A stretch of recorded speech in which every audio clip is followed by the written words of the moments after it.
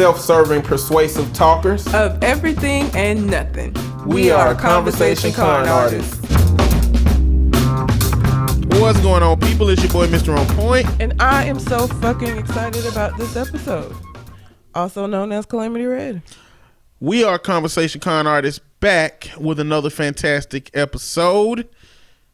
This one is going to be starring Leon, Ladies Man, the Swinger. I think the episode needs to be named Leon, the Ladies Man.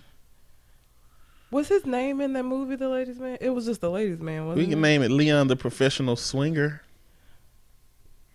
Based on You don't know about the movie Leon the Professional? No. It's a movie called Leon the Professional. Okay. I've been thinking about movies the whole time. Like since then, movies to name it after. Oh, yeah. I forgot the main one I had. Okay. Well, it's going to have Leon's name in it because this episode is mostly about Leon and his lifestyle. So if that's not something. If it's not something you want to hear, I really think it's a very cultured conversation it regarding alternative lifestyle relationships. And it was had in a tasteful way. I mean, except for maybe like the last 5 minutes. The last 5 minutes gets a little rough if you got a little sensitive, little bitty old, I don't want to hear that mess ears. But it was a grown-up conversation just about defining the lifestyle, how the lifestyle has fit him, some of his experiences in that lifestyle, and I think it was a really... It was awesome. Really good conversation. It was amazing. And again, the fact that we get to do shit like talk to people from the UK, I don't understand how we got here, but I'm glad we're here. So, don't worry about the sound discrepancy. We did this on Skype, so, you know, I'm clearly loud as hell, but, you know, I think that the conversation is clear. Yeah, it is. And I hope y'all enjoy that. Yep. But you gonna tell them where to find you at? Oh, dang. Yeah. You can find me on Twitter and Instagram at Mr. Mister_on_point. And I could be found at Red_Calamity. We're still doing the listen letter portion of the show. So if you have a question you would like for us to answer on the show, you can send it to our Gmail account, which is conversationconartist@gmail.com. And you can send it to us that way. Large part of the listen letter portion is going to be our conversation with Leon, but we did have a letter from Colin. I think the title, he had another one of these titles because just get on my nerves. It is lubricated meat. I just don't also understand. Known as meat jelly. So unnecessary. The picture that we referenced Colin sending us last week is on the Conversation Con Artist Facebook page. It is a picture of him holding his intact meat. I hate y'all so much. I want y'all to check that out. Oh my God. Check out the pic and comment. What is good, y'all? Red, you know I want to apologize for the title, but I just can't because it's so fun to come up with these subject lines and to hear you laugh about it. All right, so some of the stuff I want y'all to get into. A couple of topics. The lube box story was absolutely hilarious. Back in the day when I was actually serving up meat on a regular basis, I used to buy my Jimmy hats from Condom Depot. Them shits used to show up in an unmarked box. Not sure why Red got a damn box of stuff shipped in a lube container. LMAO. Do you want to do it point by point or read the whole letter and then point by point? Okay, so the reason I got the lube box, I contacted the lady. She works at a hospital. Now, I don't know why of all the motherfucking boxes she could have chose that she got from the hospital, why she chose and I'm sure it was lubricating jelly. I'm assuming it's probably the stuff that they use to do sonograms on pregnant women. You know, they squirt that jelly on their belly and then move the little thing around on top of it. So I'm assuming that's what it was. But yeah, that was, and I haven't used the stuff yet. So because Aussieism, listen, if you're natural and you have even the slightest bit of curl. Let me say that, because if you don't have curly hair, I don't know what it's going to do. But if your hair is curly, I'm telling you, you need to try this Aussie Miracle Curls line. My hair is luxurious. I don't understand why. I don't know what sorcery they have put into these little purple bottles, but it works amazing. And so much so, I don't even want to use this shit I got sent, to be honest. Y'all, I've seen her every week for the last 3 years, at least. Yes. And her hair is different. Okay? It's just more flowy. It's more free. It's like her hair used to be in jail, and now it just got out. Okay? It can make all the decisions that it want to make. And it's black folks' hair. You know, y'all know what black folk hair do. Yeah. It don't shake. When you turn your head, your hair turn the same way. That's just how it's been. She'll have her shit in a bun, and that's it. It just turned. And maybe when she permed her shit, not permed, but straight iron her shit, then it, a little bit more flowy. Yeah, it is. But this shit, it ain't. The wind is blowing through it. Like when we were recording with Leon, whatever fan she had on in the background, it was just blowing through her hair like each individual strand was just like, we free. So it's different.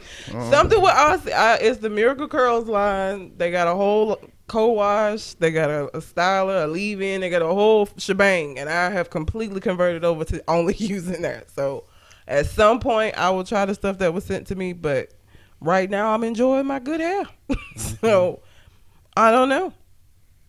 But yeah, that's why it was sent in a lube box, because she works at a hospital as well as doing the hair stuff, I guess. And she just happened to pick them fucking boxes for some reason. I don't know. I need to put the picture of the boxes on the...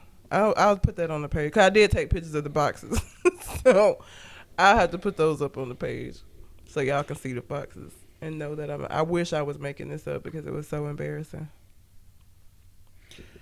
2. This is the second part. Continue with his letter. 2, beards. All right, so 2 things about this. One for Red, one for Mr. On Point. First, Mr. On Point. Yes, bruh. Why do barbers always have to insult you at black barbershops in order to get their point across? Like, bruh, I own a mirror. I know my hairline is doing LeBron James. You don't have to put it out, man. Point it out, man. Just give me my cut and let me live my life. That said, yeah, man, it's about time for me to do somewhat of a bigger trim back. It doesn't grow the way I want it to when it gets long and starts to curl too much. Red, I'm with you on unorthodox products, though. I've found great success with the Diva Curl products for women with curly hair. Oh. It's kind of crazy how well they work for the beard game, LOL, and the scent is pretty good, too. That's all I've got for now. I'm sure I'll find something else to write in about, along with a great subject line. You know what? Hilariously enough, On Point did just what you said you wanted to do. His beard, my hair looks luxurious. His beard looks luxurious right now. I cut my beard, right? And so when my beard was blown out, my beard was about 8-9 inches long. I would say what I said you look like, but I feel like it'll be offensive outside of the group chat, so I'm not going to say Yeah. He looked like something. It was a very long beard. Like, blown out, it was really long. I think Mormon would be easier to say without offending. But, okay. But it looked like just a long-ass, untended Mormon beard or something like that. Yeah. But this dude, like, blew my beard out. He had a steam machine that steamed it, and it was helping him. Let me tell you the process. Let me tell you the process, all right? So he washed my beard with some detangler, and then he put in some leave-in conditioner. And then he was just, combing it out, picking it out. Like what I do with my hair. Yeah, and then he had a chair. He put his chair all the way back. I laid it all the way back, and he pulled up this steaming machine. And the steaming machine was just keeping my hair moisturized and wet while he was continuing to pull it out. And he just continued to pull it out and pick it, pulling out and pick it, pulling out and picking it. And then he got a blow dryer with, one of those comb attachments on the end, and he was just pulling it out and combing it out. And by the time he got done pulling it all the way out, it was like 9-10 inches of just hair. And I was like, I knew it was long, and I knew I was pulling them down. I just had no idea how much my beard was curling up into itself. And I got all of that trimmed off. So lengthwise, it kind of almost looked like it did before, because it's still curled into itself, but it's much, much more organized now. And I don't know, it's denser. It looks almost fake. I don't have a man-piece beard. But it kind of looks like that. Man, I was looking at them man-pieces that people do. I don't know if I'm fully against getting a man-piece one day. I really don't. I just don't want to show up somewhere with a whole sponged ass head. After I was bald last week. Yeah. I was spent a whole week answering them garbage ass questions with my client. And with professionals. And with people who ain't gonna say nothing. Like, how your hair but so gonna fast? know. You know what I'm saying? But I like my bald head though. I feel like it's something where if I'm gonna go out of town for like 2 weeks. Where nobody already knew what you look like. Exactly. And I feel like I need to go get a short one first and then transition it into more, but but I ain't really even that caught up in my hair, so I don't really care. Listen, this is what I tell people about like our hair and what I've learned in the 6-7 years I've been natural. 6 or 7, I don't know how long at this point. It's been a while. I used to be like hardcore, going to the multi-ethnic section in Target and Walmart, getting the products that were over there. What I've learned is that, if shit works, it works. Aussie, the way I even got into using Aussie was that somebody told me about they had a 3-minute miracle deep conditioner that only you put it in there 3 minutes and it's good. I dye my hair red, obviously, hence the name. And because of that, I deep condition my hair every week. So I was looking for a deep conditioner that would do really well, and it did. So when I ran up on the Miracle Curls line from them, I was like, yeah, let me give it a try because I really like the deep conditioner, and it was fucking amazing. So I would just say don't paint yourself into a box and feel like you have to use stuff like Shea Moisture and Carol's Daughter and all these other. They're good. If it works, it works. But if you find something non-traditional, unconventional that works, then shit, better use that shit. And the Aussie stuff is much cheaper. It's like $5 a product. Literally. I need to go get some Aussie to see what it do for my beard. I just imagine your beard flowing in the wind. That should be weird. That would be really weird. I've never used the Diva Curls line. I've seen it, but it's expensive. I'm getting coloring in it next time I go. And he was talking about a whole bunch of different coloring options, and I'm just going to tell him whatever you want to do, don't care. Just do something for it. I just want something different. Gonna have to redo your cartoon. Maybe. It'll be easy. Anyway, thanks for that letter, Colin, as always. Yep. So what we're gonna do now is get into the recording that we did with Leon. So yes, the sound's gonna sound different because it was recorded through Skype and it was recorded on a different day. So we just gonna insert that right on in here, right here. So enjoy. Hey everybody, it's your boy Mr. On Point. We have Leon with us. We promised y'all some weeks back that we were gonna get Leon in here, as introduced by Michael. What's up, Michael? To talk something about his lifestyle, and he sent in a really, really good letter that kind of filled us in some little information. But the response was that people really want to know what's going on, in the lifestyle. So I want to introduce y'all to Leon Calamity Red. Go ahead and say your thing. Oh, I just want to say that I think, one, it's amazing that we have listeners from across the pond because we honestly do this show. This is shit we would be talking about anyway. So the fact that people listen to it is still mind-boggling to me. And it's just awesome that we get to do stuff like this and have conversations like this because, we named it Conversation Car Artists because we are talkers. And so I thank you very much for agreeing to do this. So, and I want to add to that. Thank you for joining. Thank you for taking your time out. Thank you for supporting us and everything. But you can introduce yourself, my good sir. All right. Well, my name's Leon, and I'm here to answer all the questions about the lifestyle that you have to throw at me. I'm looking forward to it. Slightly apprehensive because I'm not quite sure what to expect, but at the same time, yeah. If it makes you feel better, they only know your first name. Mm-hmm. They can't see your face, and nobody will ever be able to figure out who you are except through us. And we are both therapists. We literally get paid to keep people's information private for a living. Yeah, that's fine. It's as I'll probably as I'll get into, I suppose later, it's something that it's a. I wouldn't say it's necessarily a secret, but it's. I mean, certainly when it comes to sort of other aspects of your life, friends, pretty much everybody knows. Family, some may know. It's and if it's one of those things that I suppose I don't keep a secret, but if I was asked, I'd say. But it's not something I necessarily broadcast like at work or whatever. So I got you. Hey, that makes sense. You know, yeah. you don't know what information gonna cause grandma a heart attack. Indeed, yeah. You gotta be careful. So just tell us. Go ahead, Red. I was gonna say, let's start general before we get into like the nitty gritty of your personal life, like who you are outside of the conversation that we're gonna have. And if you don't mind, like your upbringing, a little bit of what got you where you are in life, if you don't mind, whatever you want to share. Oh well, say mid-30s guy, born. I suppose what am I? A millennial, zennial, whatever it is. I don't really know where to begin. Born and bred southeast London in a little known place called Penge.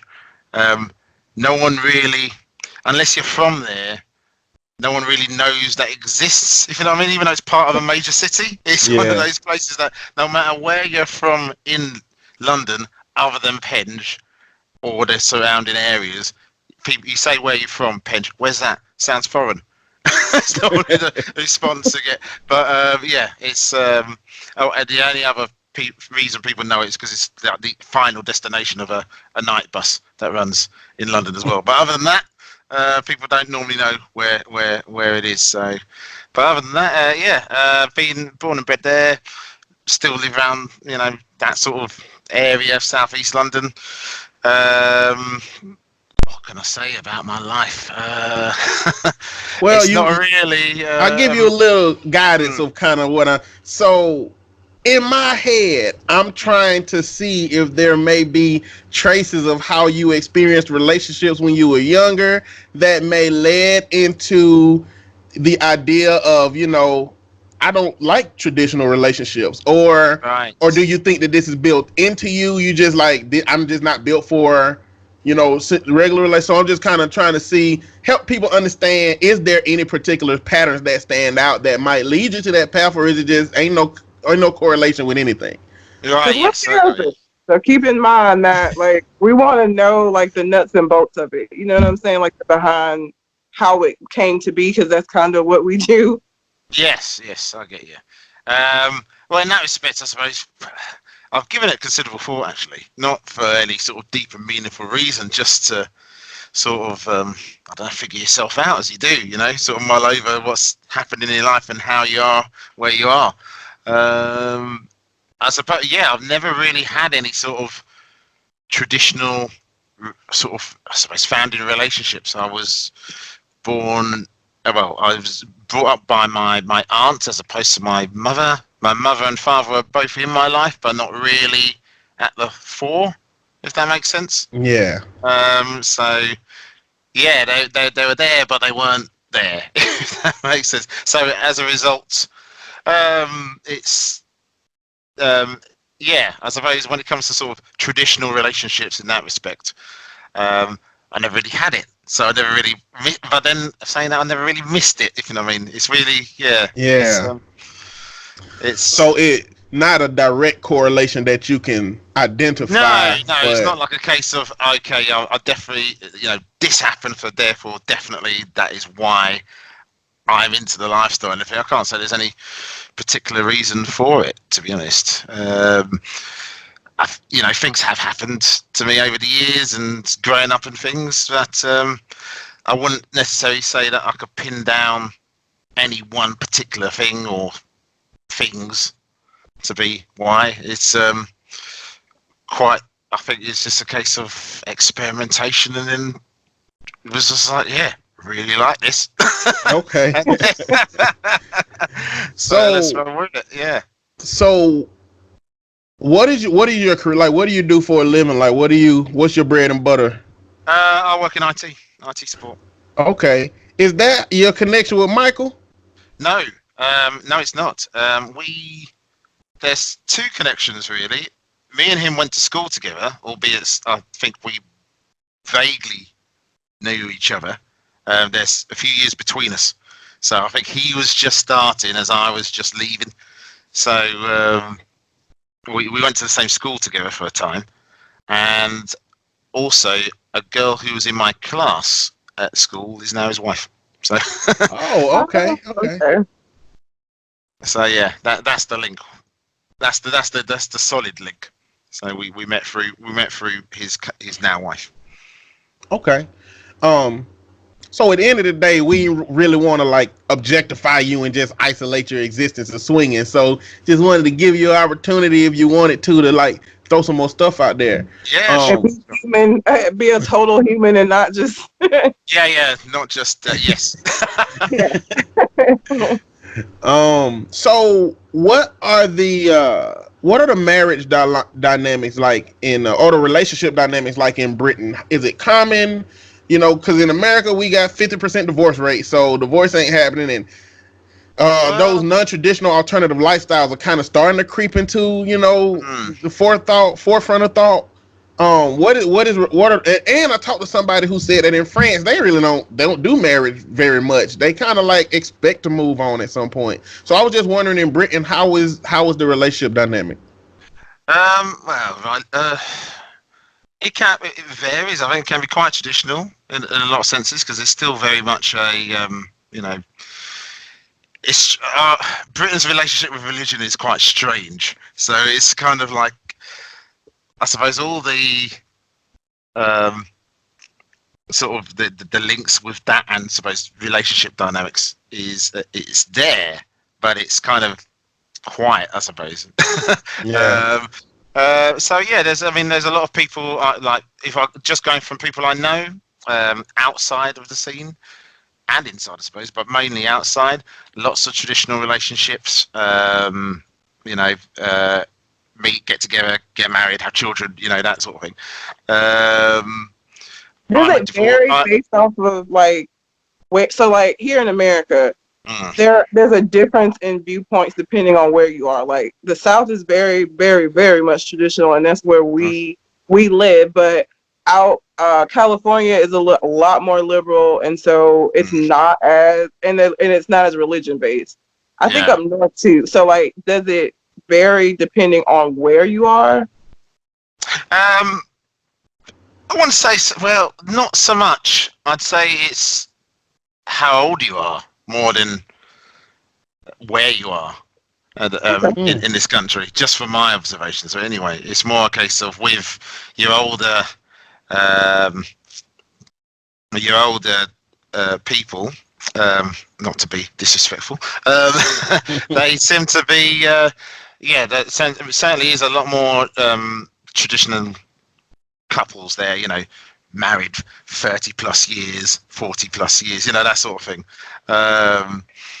whether they get on or not. I got whereas, but then saying that, there's some people who are divorced or been married multiple times. There's, it's quite a mixed bag, really. It really depends, I suppose, on who you are, where you're brought up, and and how, I suppose, how you've interacted with life, really. Because there's some people, I've known people from all demographics who had all different types of sort of relationships. You had the people who have been wild childs when they were growing up, who are now settled down with kids and happy.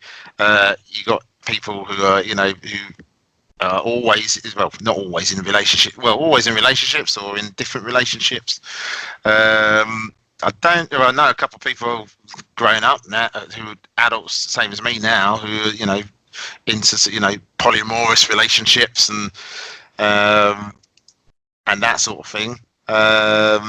Myself, I suppose, in the swinging scene, but I'm still in a sort of in just a relationship, not with multiple people or anything. And yeah, sort of everything in between. But I'd say in general, it can be quite traditional. Some of the sort of like things that I'm going to talk about today are probably quite out there for your average Brit. It can be quite like it can be quite reserved. But then, having said that, you go to any club on a Saturday night, and you may think otherwise. So Yeah. you know what I mean? Like, I've always wondered if are people as buttoned up as the stereotype is? Is it because it's a stereotype, it's kind of something that y'all continue, or are people really that? Because I mean, y'all kind of have the reputation of being really, I don't know, I don't want to say uptight because that has a negative connotation, but just a lot more reserved. Reserved. Yes, I was thinking Yeah. that's the word that springs to mind for me. In a word, no. A lot of people are not like that at all. And we got this reputation, but I'm like, you go to, I don't know how. It's certainly not these days. Like in the past, yeah, stiff upper lip, get it. You know, people having to, people remaining stoic regardless of what's going on. But now, like you talk to anyone in Europe, anyone in Ibiza or anywhere like that about Brits and what they get up to, and I'm sure they'll paint a different picture altogether.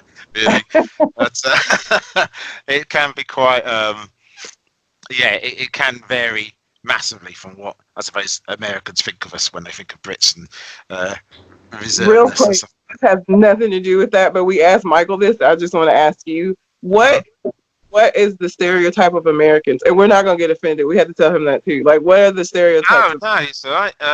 Stereotypes of Americans. Brashness, if I've got to be direct, can be brash, but not necessarily like in necessarily a negative way.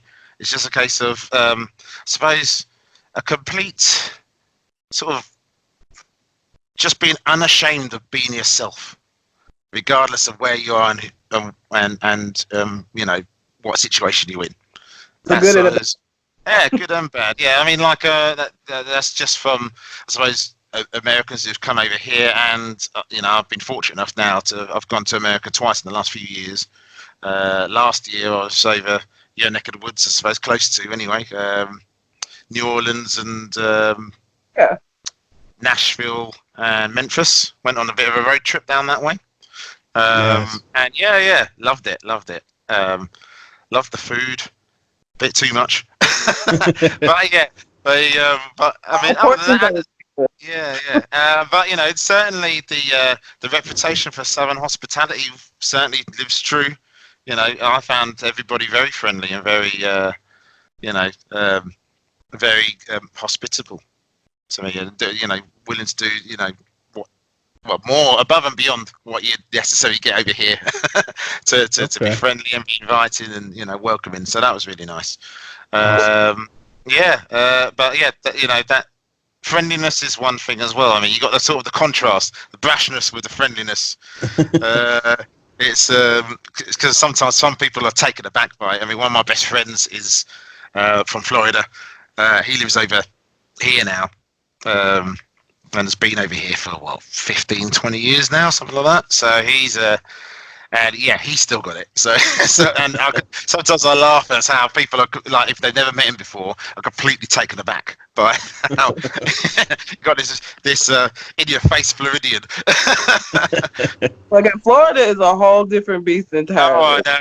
Oh yeah. Well, yes. I think we did the whole thing went around Facebook recently about the Florida man thing. Yeah. Whole different beast entirely. All right. So let's dive into it. Red, you ain't covering your microphone up, are you? Why are you holding your phone? Does it sound like I am? It did. Yes. It sounds better now. Okay, I may have had my hand over it. Maybe. Okay, yeah. So get that fixed. That's fixed now. So do you wanna give us a little insight to the lifestyle, or you want to just get into it questions and you can answer what we got?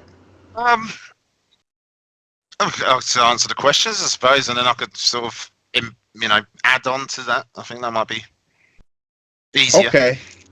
So, first question: what do you define swinging as for yourself? And I ask this because you said you've mentioned being in the swinging scene. Um, and I don't know if that means the same thing as that this is the lifestyle that I absorb and I am, or if this is just kind of like momentary. How do you define swinging for yourself? Is this something you're going to be in for the long ride, or just you kind of like in that scene right now? For me, I can't see myself not being in it, at least for the near distant future. So yeah, I'd say I'm part of the lifestyle. Just I suppose that's the term that you guys use, and I'm familiar with it, but tends to be people over here say it means the same thing. They just say, "Oh, I'm part of the scene," sort of thing, So, but yes, part of the lifestyle is effectively the same thing. Yeah. Okay. So I know swinging is defined in a myriad of ways depending on who participates in it. How is it defined for you? How's it defined for me? Right, yeah. Well, I see it as, I suppose, just meeting up with like-minded people and doing things that we want to do. Really. So it's wherever that could be, like just straight up sex or something a bit more in depth, especially if you cross into the BDSM side of things.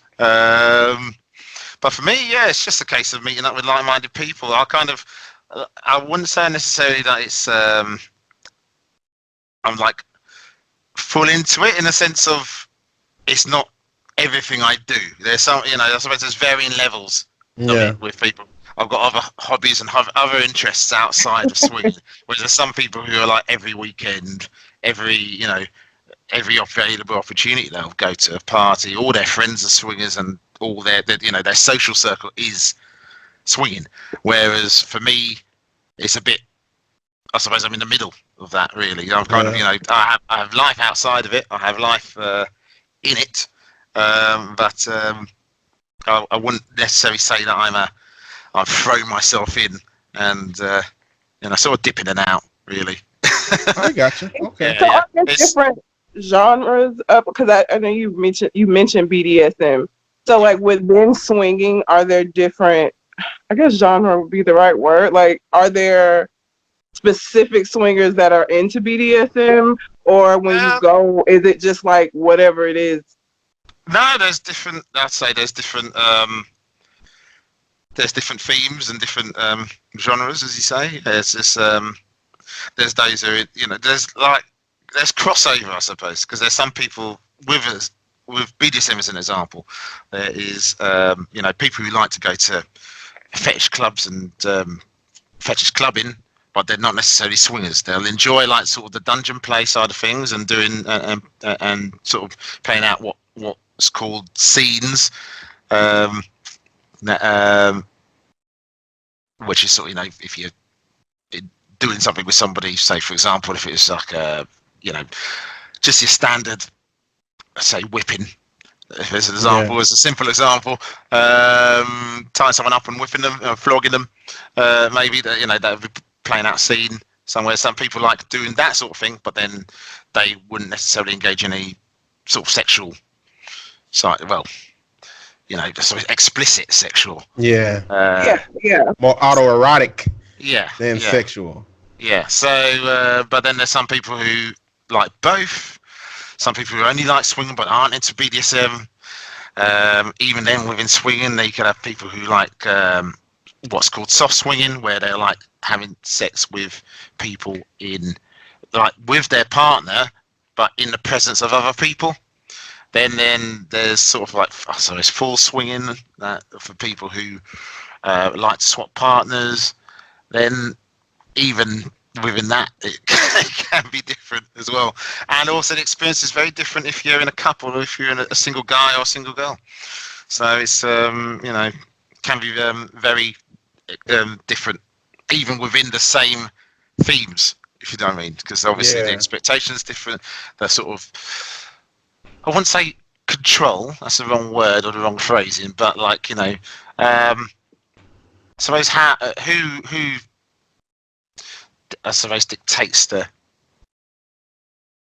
pace or the feel of the party could change depending on and even then like I haven't organised parties myself.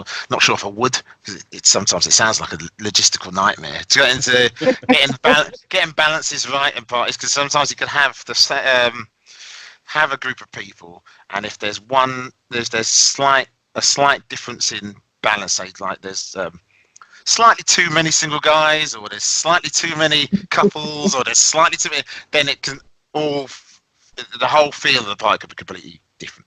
Yeah. So it's it's the things that I've picked up. I suppose over the years, I've been active in the swinging scene for probably about 4 years now. Well, yeah, 4 years like properly. Flirted with it before in my with my ex. We flirted with the idea before, and we've had threesomes and things before, but we never actually went properly into the scene or anything like that.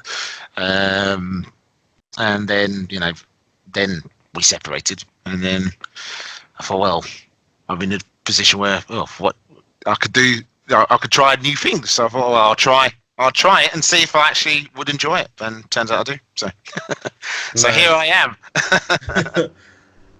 Okay, so what kind of rules do you want to set up when you get into the swinging lifestyle? Like, do you have to set up rules for yourself? Do you set up rules for others? And on top of that question, I guess, are your swinging interactions with long-term interactions, like people you always deal with? Are they always isolated to, I don't really do this with the same people moving forward? Right, got you. Yeah, well, it's a mixture of both. Sometimes you'll meet somebody and then you won't see them again. Sometimes it's a case of I've met several people who I would say I get on with really well and seen multiple times. Not necessarily. Sometimes you'll have a situation where you've known someone for years and you've only met them in that context, but then you've never done anything or never sort of had sex with them or done anything sexual with them. You just get on with them. And the reverse, where you've got on, you meet all the time, and then you end up actually, it turns into a friendship sometimes, or it's a friendship based on that. But yeah, the rules, as far I think for myself, it was when I went into it as a single guy, I had I just sort of had a sort of played it by ear, really. So sort of, I had a few things I was like, well, I'm not prepared to do certain things, and if someone asks, I'll just decline. But like I say, on the generally on the scene, not even generally, it's standard really to respect people's boundaries. So if anybody is thinking about getting involved in it, and then they encounter somebody who it becomes apparent that they're not really respecting their boundaries, I'd say to them just to get out, because that's not a situation that it's not the situation that you think you're in. You know what I mean? If someone's masquerading as something that they're not, basically, if they don't respect you for saying no, I'm not interested. Certainly with women, men as well. But one thing I do see is there is quite a lot of respect for women in the scene as a whole. There are some idiot blokes out there who aren't, but then I think that where isn't there, basically? But yeah, overall, I think that boundaries are respected quite well, and how your boundaries are sort of determined is really up to you. With couples, a lot of the time, people have a sort of list of do's and don'ts. Like for myself now with my partner, I was in the scene before we met. Well, we knew each other, but before we got together. But I was open and honest about it from the start, and she knew about it. And then initially it was just a case of, okay, well, almost like a don't ask, don't tell. She's like, I'm a kind of I'm interested in the scene, but I'm not sure if I want to do that right now. You could do what you do, but don't, I don't need to know any details. But then actually, she was like, you know what? Actually, no, I've changed my mind about that. Tell me everything. I want to get involved. I want to get involved. So she sort of embraced it, and I just like in your own time, basically. It's not something that I'd want to foist on somebody that they didn't want to, but didn't want to be, and just said like, at your own pace in your own time. If it's never, then it's never. If you do, just say, and then we could do something. So, but then we had our sort of rules for ourselves, and for us, it's kind of, for me, it was a case of anything that felt like it was a date was a no-no. So, meeting people on a one-to-one basis as opposed to going to a meeting them in a club or a party situation, that sort of thing was a no, which was fine with me anyway, because I actually much prefer meeting people in sort of a social situation as opposed to going to someone's house or meeting them on a one-to-one anyway. So yes, we were just you just got to be very open and honest with what you don't want and what you want.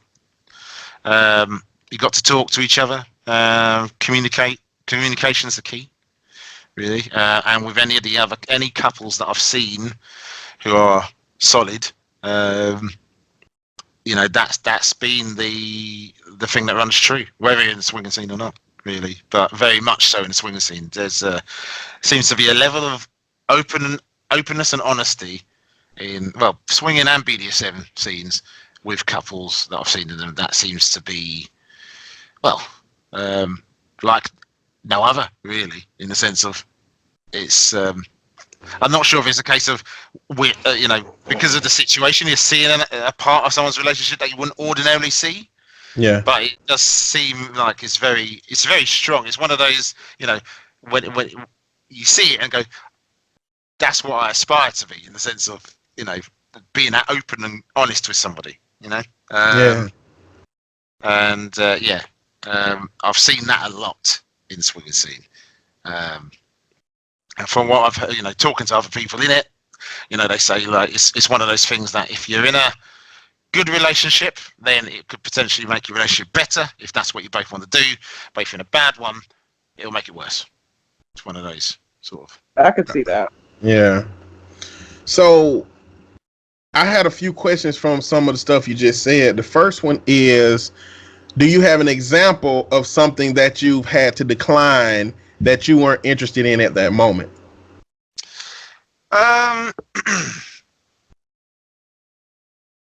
Just trying to think back. Not really. I've been quite. I don't know if it's just me being game for anything, or if it's been a case of it just hasn't really arisen.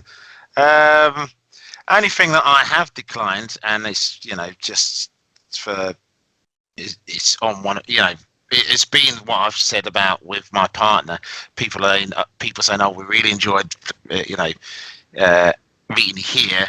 Would you be up for coming back to ours, or you'd be coming up, meeting us another time, privately?"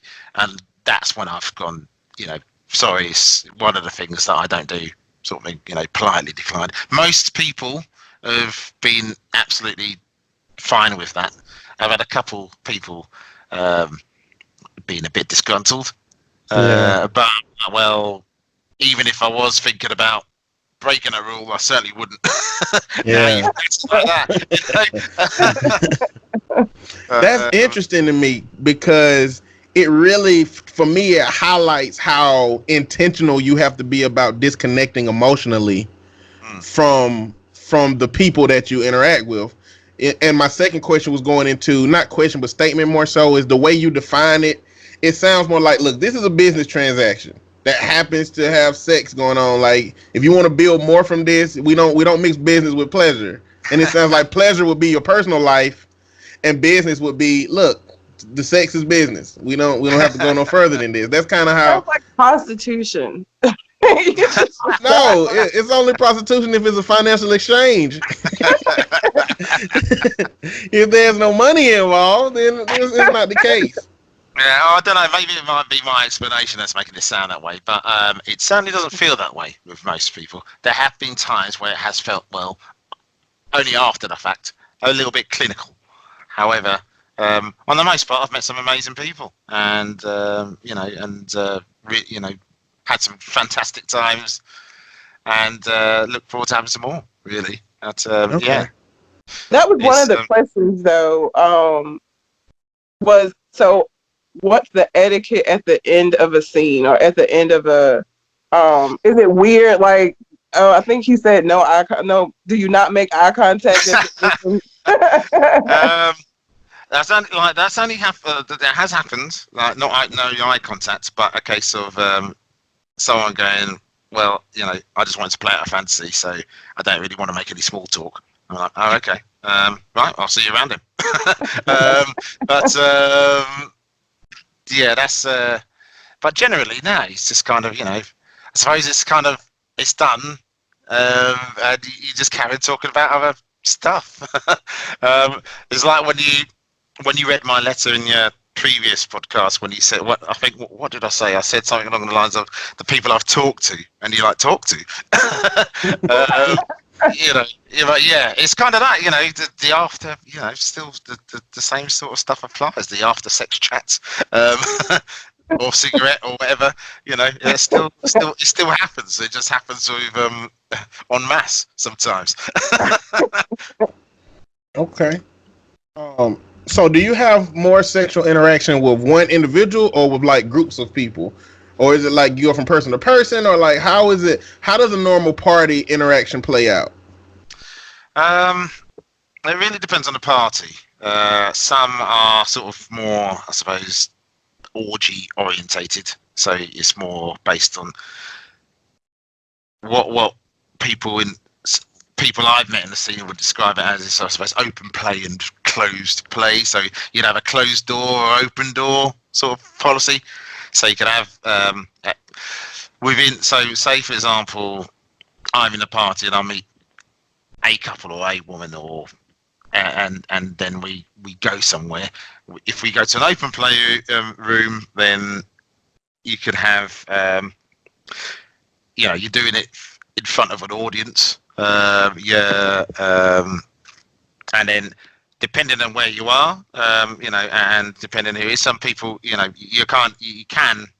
effectively inviting people to ask if they want to join in. Some people do. Some people just like to watch.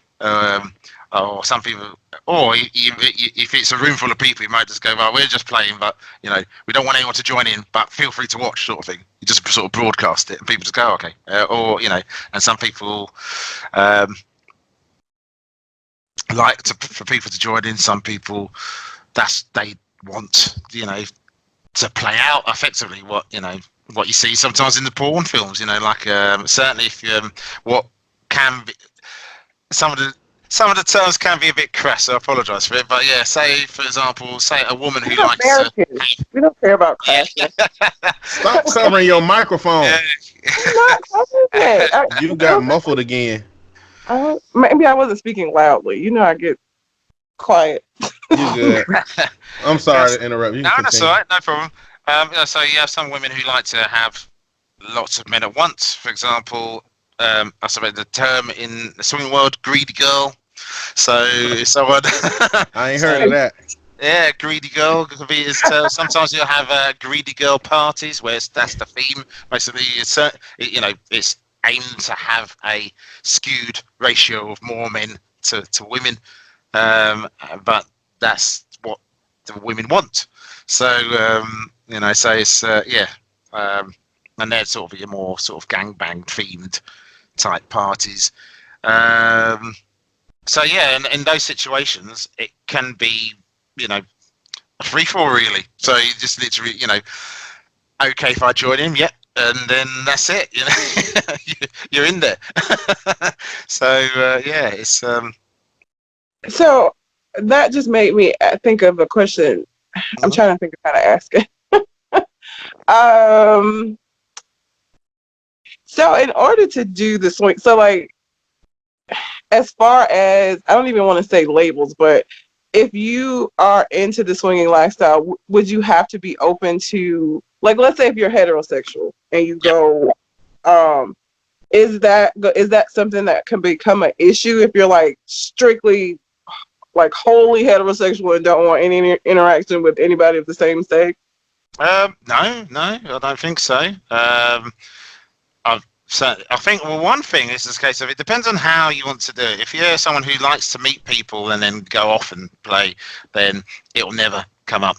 If you're someone who likes to get involved in, say, gangbangs or, multiple, male, female or more, or even just orgies or whatever, you're going to have to sort of, I don't know, get used to is the right term, but sort of like, have to appreciate that you're going to have bodies touching each other. Where, like On Point said with the meat on meat incident. That's what I was asking. That's what made me ask, because you said that.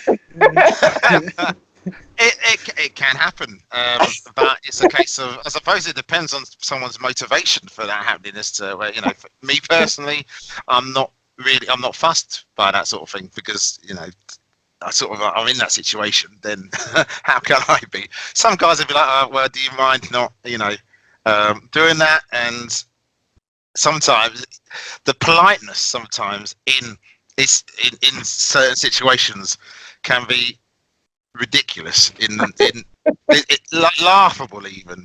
Like, for example, say someone's, there's a few guys and a woman. I keep using that example, but it's the one I suppose people are sort of used to through porn and everything. And then it'll be a case of, she'd be like, right, who's next? And it'd be like, after you, sir. No, after you, sir. That sort of situation can happen at times, and it can be quite funny. That's hilarious. Yeah. Oh my God. Very much so.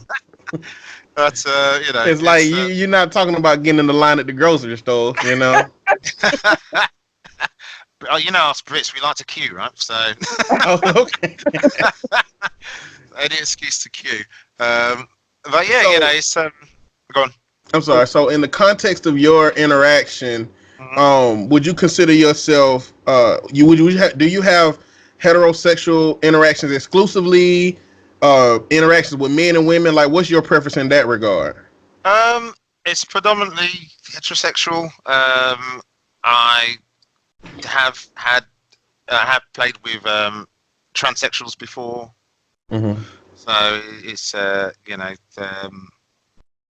but yeah, that's it really. I want sort of guy and guy stuff doesn't do it for me in that respect. I gotcha. So it's but yeah, it's but it's predominantly sort of heterosexual, either heterosexual couples or women, and occasionally trans girls as well. So Okay, so I'm going to dive into one of the context of how this whole thing came about. Was about the cuckold dynamic, to where you got like a couple. It's usually in porn. I don't know. You could, I guess, fill in some. In porn, it's usually a white couple and a black man. And we didn't say, but Leon is black for the listeners because they don't know. Oh yes, of course, yeah. Leon's black. Leon is black. So, is that something that you've participated in? And another question behind it, I guess, is, well, I'll ask the question after you answer that. Yes, I have. Short answer to that is, there are some parties which are effectively catered to that sort of, to that sort of dynamic. And there are a lot of white guys who like to see their partner being, whatever race their partner is, with loads of black guys. I'm not sure what it is for them. I haven't really gone into any sort of in-depth conversation with anybody about it before. But like over here anyway, like I don't know, it seems like black bodies are like really sexualized a lot in America. And so now you have, I mean, we even have people getting ass shots and getting implants to emulate more curvy bodies, which Black women naturally have. And I think that part of it may be that. It may be we're just, for whatever reason, you know, there's that whole stereotype of Black men all having gigantic dicks, you know. Oh So, yeah. I think there is an element of that. It really depends on the couple. Some couples is a case of, with some people at least, I get the gist that it's more of a, they like the contrast, and there's some women that just, I just find Black men sexier, because of that sort of contrast, skin contrast thing. You know, a light body on a white on a dark body, and that looks very appealing. With some people, it no doubt, I suppose there is some sort of there is an element of that. You know, the whole I suppose hypersexualization of black people, full stop.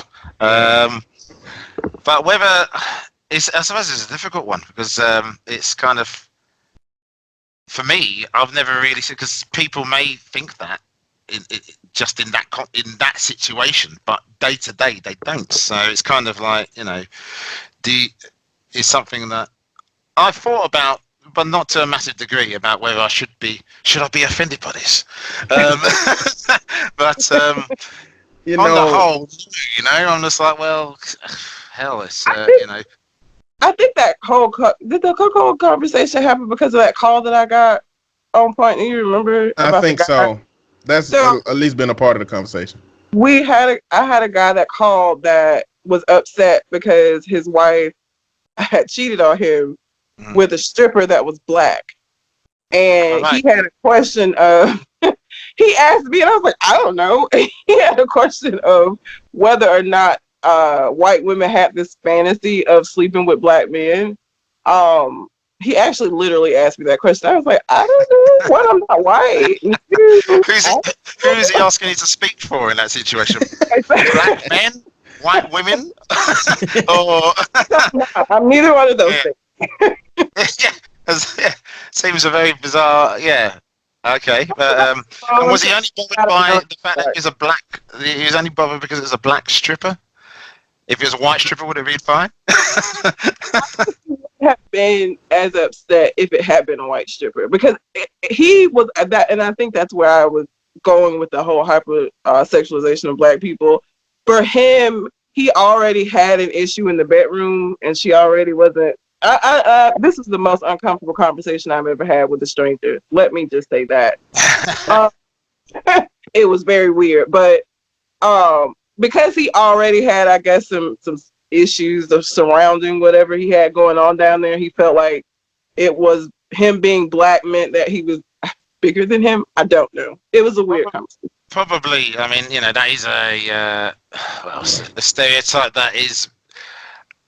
It's one that people, Black guys, sort of equal, as much as it's put upon us, it's kind of, you know, embraced just as much, I think, by Black men, right? There are stereotypes that people appreciate and like. Yeah. Not all stereotypes are like. Well, see, that makes it difficult for when you don't fall under the stereotype. Like, imagine how the Asian that's not good at math must feel in America when they used as a prop for being the model minority, you know, or imagine how much the Black man with the average meat must feel when he watching porn. You know, like America is saying, "Oh, y'all got big dicks," and he be like, well, "I ain't got no big dick. It's irregular, but I ain't gonna say nothing about it." You know? Yeah. Well, yeah, that's it. I think it's kind of well, as several women have said on the scene, is like, you know, one thing I found out is that, yeah, it's a load of shit. It's you know, everybody. It doesn't really matter what sort of, you know, quote unquote race you come from. It, you know, it's just a luck of the draw, you know. so how well endowed you are. So, you know, well, she said that. Don't have one of those things, because it just seems like life is so much harder when y'all have those. I'm glad to be penis free. Like, well, Like, I don't know about that. I mean, you ask most men, would you give it up? And they're like, I don't know, man. Yeah, I don't think it's a I think surefire. I'll keep this for regular men. Like for porn stars, great. If you get in that life, if you get paid for having sex with women and them being deeply uncomfortable every time you have sex with them, great. But like regular women, I don't. I think you're gonna have more issues. you are gonna have more issues. Don't nobody want their insides rearranged. That's not sexy, and it's not fun. Some women like it, so you got to find that specific women. But most women, nope. Average meat is good enough. Indeed. Meat positivity. So when you Inclusion, yeah. so my part of the dialogue or regarding the situation she had was that I think he's just kind of probing so that he can encourage his wife to get some black lovers in there because he want to watch. You know, I think that's his thing. But something you said, and this is how my brain works, I'm sorry, but something you said when you said there are parties specifically catering to that dynamic, I felt like it's just a bunch of white people up front and it's like a slave auction and it's just the black dudes on the stage and they like, okay, you come with us. You know, I'm sorry. That's just how my head does. I know that's irrational thinking, but well, I can imagine. You know, I can see why you've come to that conclusion. It isn't. Well, I have been to a few, and it hasn't been that. If it was that, I don't think I'd go back. Really. But no, it's been. You know, there are certainly. It's also the type of guy as well, because sometimes this goes, well, you know, it couldn't just be some of the parts I've been to. It's not just been just any black guy. It's just shown that, you know, some of them have been a case of I felt quite unfit compared to some. You know, they're all like chiseled. They're all, you know, proper, you know, Adonis bodies, and there's me with my dad bod. You know, I'm like, but you know, it's. I was like, you know, it's what's under the hood, you know. It's not, it's not necessarily the chassis that counts. But you know, and I've held my own in those sort of situations. You just have to try not to let it get to you. If anything, it's one thing. The positive things from the scene for me have been my confidence in myself, my body confidence, that is. To some degree has improved it, because I was always quite a low self-esteem when it came to that, and that has helped, but not necessarily in an arrogant way. I mean, it'd be easy to let it get to you in that respect, but you know, my partner certainly helps in keeping me grounded. okay. and you know, she'll you know, she'll tear me down a peg or two if I ever started to think too highly of myself. But Bring you back to reality. yeah, indeed. But I mean, there has been situations where, you know, there's been. I mean, one of these parties I was saying, there was. There's a woman that I've met at previous parties who's at the same party. It's one of these interracial sort of themed parties with the sort of cuckold element in there as well. And then, you know, but even with those parties, it's not necessarily, the ones I've been to, it's been a theme, but you don't necessarily have to stick to it in the sense of, you know, if the guys want, you know, if the white guys want to join in, they could join in. It just depends on if their partner wants that or not. Some guys love the fact that, you know, they can't, their restriction is what they get the enjoyment of. They're watching their partner, you know, having it itch him, you know, whatever way possible. You know, all sorts of, you know, things going on, and they are not, you know, with one couple I met, you know, he wasn't allowed to do anything until they got home. So he had to stay the whole day or the whole party watching and catering to every need. And she's like, well, he can have me when we get home. He's going to have to watch. She had him on a lead. So he was like, you know, well, she's been, Wow. you know, I think she had 3 guys at one time. She's still holding on to this lead. She's like, right, come and kiss me now. Pulls his lead. And, you know, and you know, he was, he's very obedient, but it was it's quite you know, quite a situation to be in. There's this party that I was in where I was with this a woman that I met previously, a few times before, and but we hadn't actually done anything before, and then we started to, and it was kind of like a free for all party, because some of the one place I go to, it's like a house, like a big house that is just sort of used as a place to hold events. So lots of different people who run swinging parties and other sort of things, sexual things, I suppose. Like sometimes there's porn shoots there. Sometimes there's like not parties as such, but like I suppose paid for events. So like porn stars hold stuff there and things like that. So yeah, so in this house, there's several bedrooms. There's a dungeon. There's and then there's a kitchen, and like with every party that has a kitchen, that's where most people congregate. Even though, but yeah, in this instance, it was like kind of like one of those started at 9:30, 9:45. Everybody's at it. So everybody's. And there's a room that's got two or three big double beds all pushed together to make one massive, super bed, and so we sort of found a space on that, and there was loads of, I don't even sure how many people are on there. There's about 8 or 12 or something, and there's a couple that are there, and then I was with this girl, and then we were like having sex, and the guy in the couple was like, "I want you to fuck my wife," sort of thing. I was like, bit busy at the moment, man. Maybe later. Just she said it, right? It's just like no, hi, how are you? No, oh, when you done day, do you mind? No, straight in. I want you to fuck my wife. I was like, yeah, it's just in a bit, and then he was very insistent. It's like, oh, I was like, dude, busy. And then just. I don't know, ran out of patience. And this is one time where I've been like, whoa, crossed the boundaries there, kind of, literally reached in and pulled me out of someone else. Oh, I was like, yeah, I was like, what? And they were both like, what the hell just happened? I was like, dude, no. And I was just like, no, it's oh my God. So it's one of those, it could have happened, but it isn't. We're just kind of like... you messed up. Yeah, well, yeah, totally. Because then after that, because like, no, like, go away, sort of thing. So he went, and then it just sort of went back to his wife. And then I was like, and then we just both looked at each other like, let's just kind of killed it. We're gonna go downstairs and have a drink instead. Oh yeah, that was quite. That's probably one of the most out there situations I've had in those sort of things. And that's but then like I say, certainly was.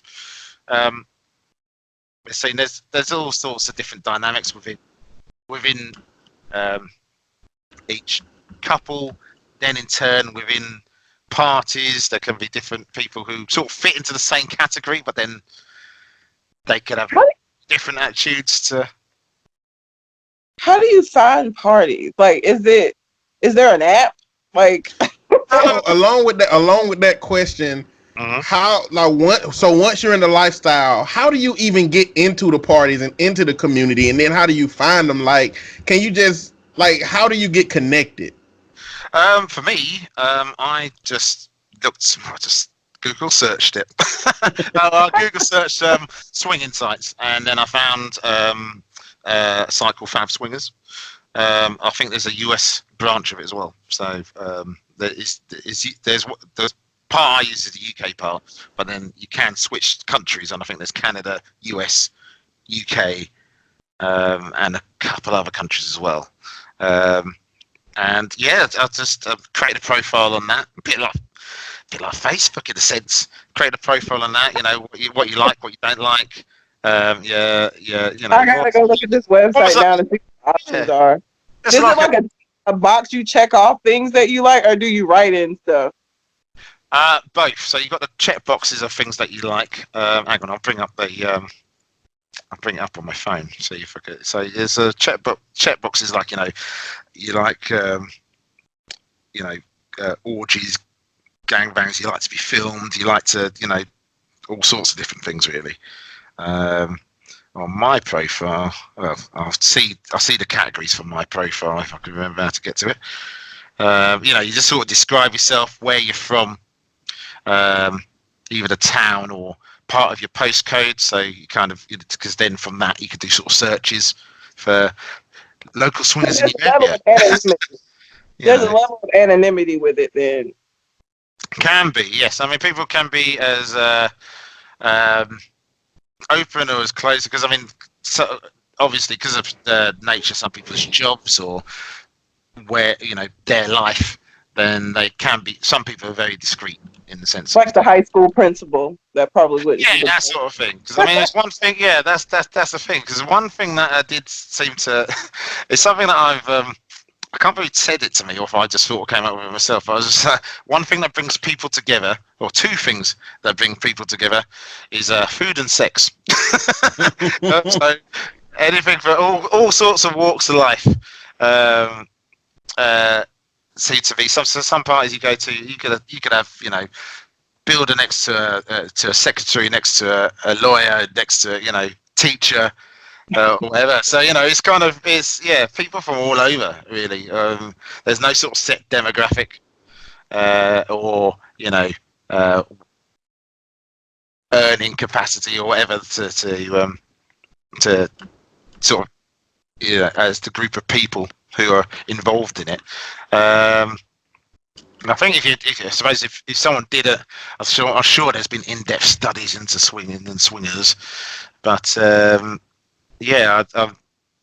sure there'll be similarities maybe between people, maybe their attitudes, not necessarily, but then there's some people, there's some people I've met who sort of cross it, I suppose they tick all the boxes that you'd think they would. So, abuse and various other things, and then as a result, they're sort of disassociated with sex. Mm-hmm. But then there's people who are like, nope, had none of that. Had perfectly lovely upbringing, lovely parents, lovely thing. I just like group sex. So it's just, So I think an important distinction to make as well. One of the I read the 50 Shades of Grey. I don't know how big that was over there. The 50 Shades of Grey books. It was big in the UK. Amongst the scene, hate it. Well, and I was just about to say, one of the issues with that book, and because it was an introduction to a lot of people to BDSM, it makes it seem like all the people in BDSM are these very abused, very injured people, when there are people that choose that. It's just a lifestyle that they choose. Yeah, absolutely. Yeah, I think that was the frustration. It was kind of one thing. It was that you're just saying that these are the type of people that are in it. Just these messed up individuals. Two. The dynamic between the two, I can't remember. I've not read the books properly. I've only read a couple segments, and then I was like, "What is this?" and then stopped. But what's his name? Christian, is it? And I forget the girl's name. But yeah. They, well, for him, it was just kind of like or the dynamic between the two of them. Some of it was crossing into. It read as though it was.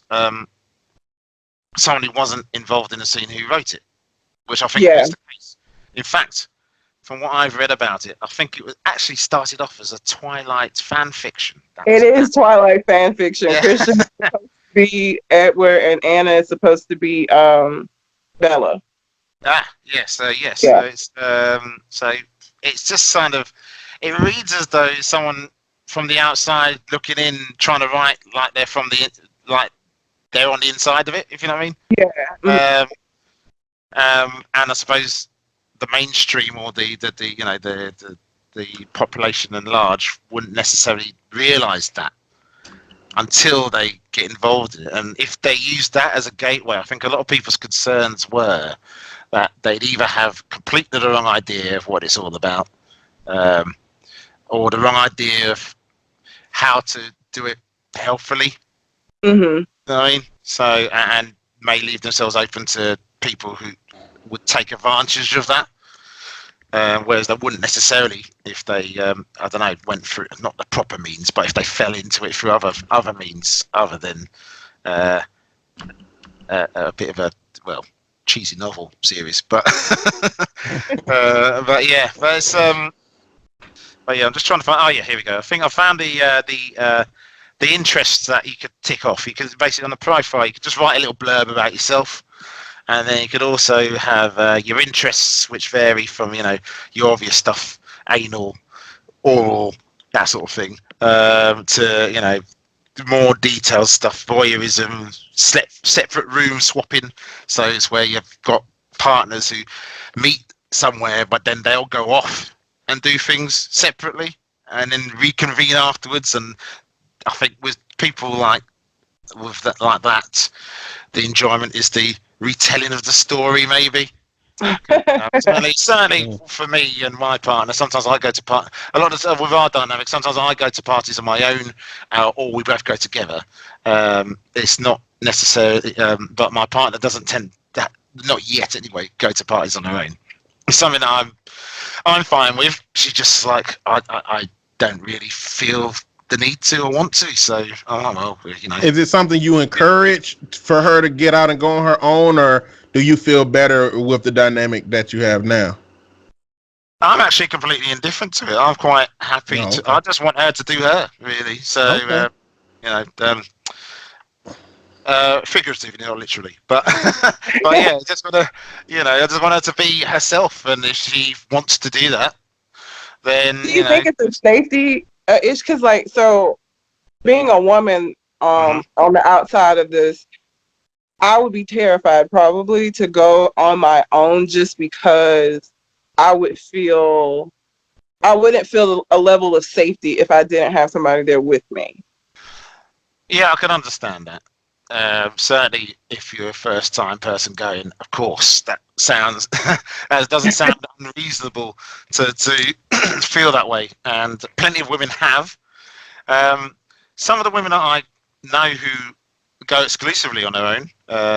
Some of them have got partners who just not into the scene, but yeah, if it makes you happy, you go ahead and knock yourself out, basically. And some people are just single and just not interested in dating, or they do, but they also do this. A couple of them have told me their stories as how they got into the scene, and just said, yeah, same thing. First time, I just took the plunge, and I was absolutely shitting myself. But then they said, like, I thought, you know what, I'm an R about it forever, or I'm just going to do it. So I just did it, and then they were like, actually, well, they're still in the scene. They're like, really enjoyed it. People were friendly. People were, people were respectful, I think, and. I've heard the saying in documentaries in the US, or US documentaries about swinging. I've not really heard anyone mention it in the UK, but the same premise applies. That's basically, you're the women, you have the pussy, you make the rules. So without women who are, if you're going to make the women feel uncomfortable, or if you're going to make women feel coerced or whatever, then any guy who wants to be involved in anything like that is just going to be there, holding their dicks, basically. So you're going to have to respect, even if it's not your, I suppose, default inclination, because there are some guys who, well, incredibly unknowingly, I suppose, chauvinistic, I suppose, lack of a better phrase. I've read that, like, one, yes, women pretty much run the show at these parties, and most of the men in these parties are so deeply respectful that men who be tripping will get checked by the men there. Oh, because yeah, no it's doubt. like, you ain't finna ruin this shit for us, motherfucker. Shut the fuck up. On with that chauvinistic, misogynistic, rule boundary breaking shit. Yeah. You up.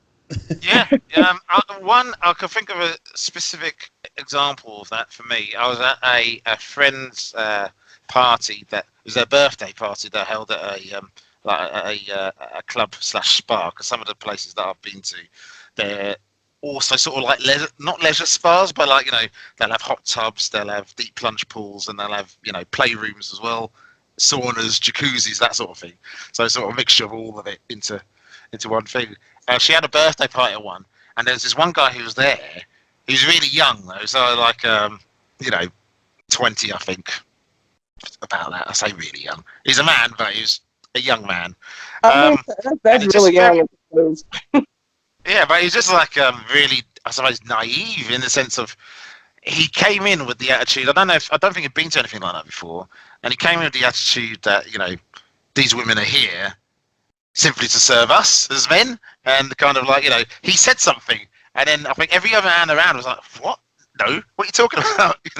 You got to respect these women, man. What's wrong with you? It's like, what? They're here for us, isn't it? And he's like, no, they're not. They're here for them first and foremost. So you got to respect that.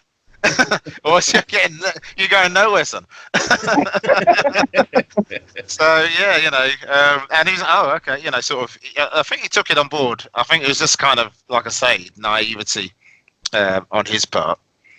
But yeah, I mean, you do. Unfortunately, I think it's just the nature of how society is more than indicative of the scene. Yeah. That you get some guys who are like that, unfortunately. But then, like you say, there's plenty of people who to keep them in check if that sort of attitude does rear its head. There, for every one guy that I know, there'll be 6 around going, no. What are you doing? Oh, it's like, so once you get in the room, you're good. Once you get in the building, you're good. I guess you probably have more of a risk outside of getting robbed or something happening, but once you get in there, you're okay. So we just to not keep you any longer than we have to, is like you answered nearly every question we had on the list. It was like 25 questions, and now it's whittled down to like 8.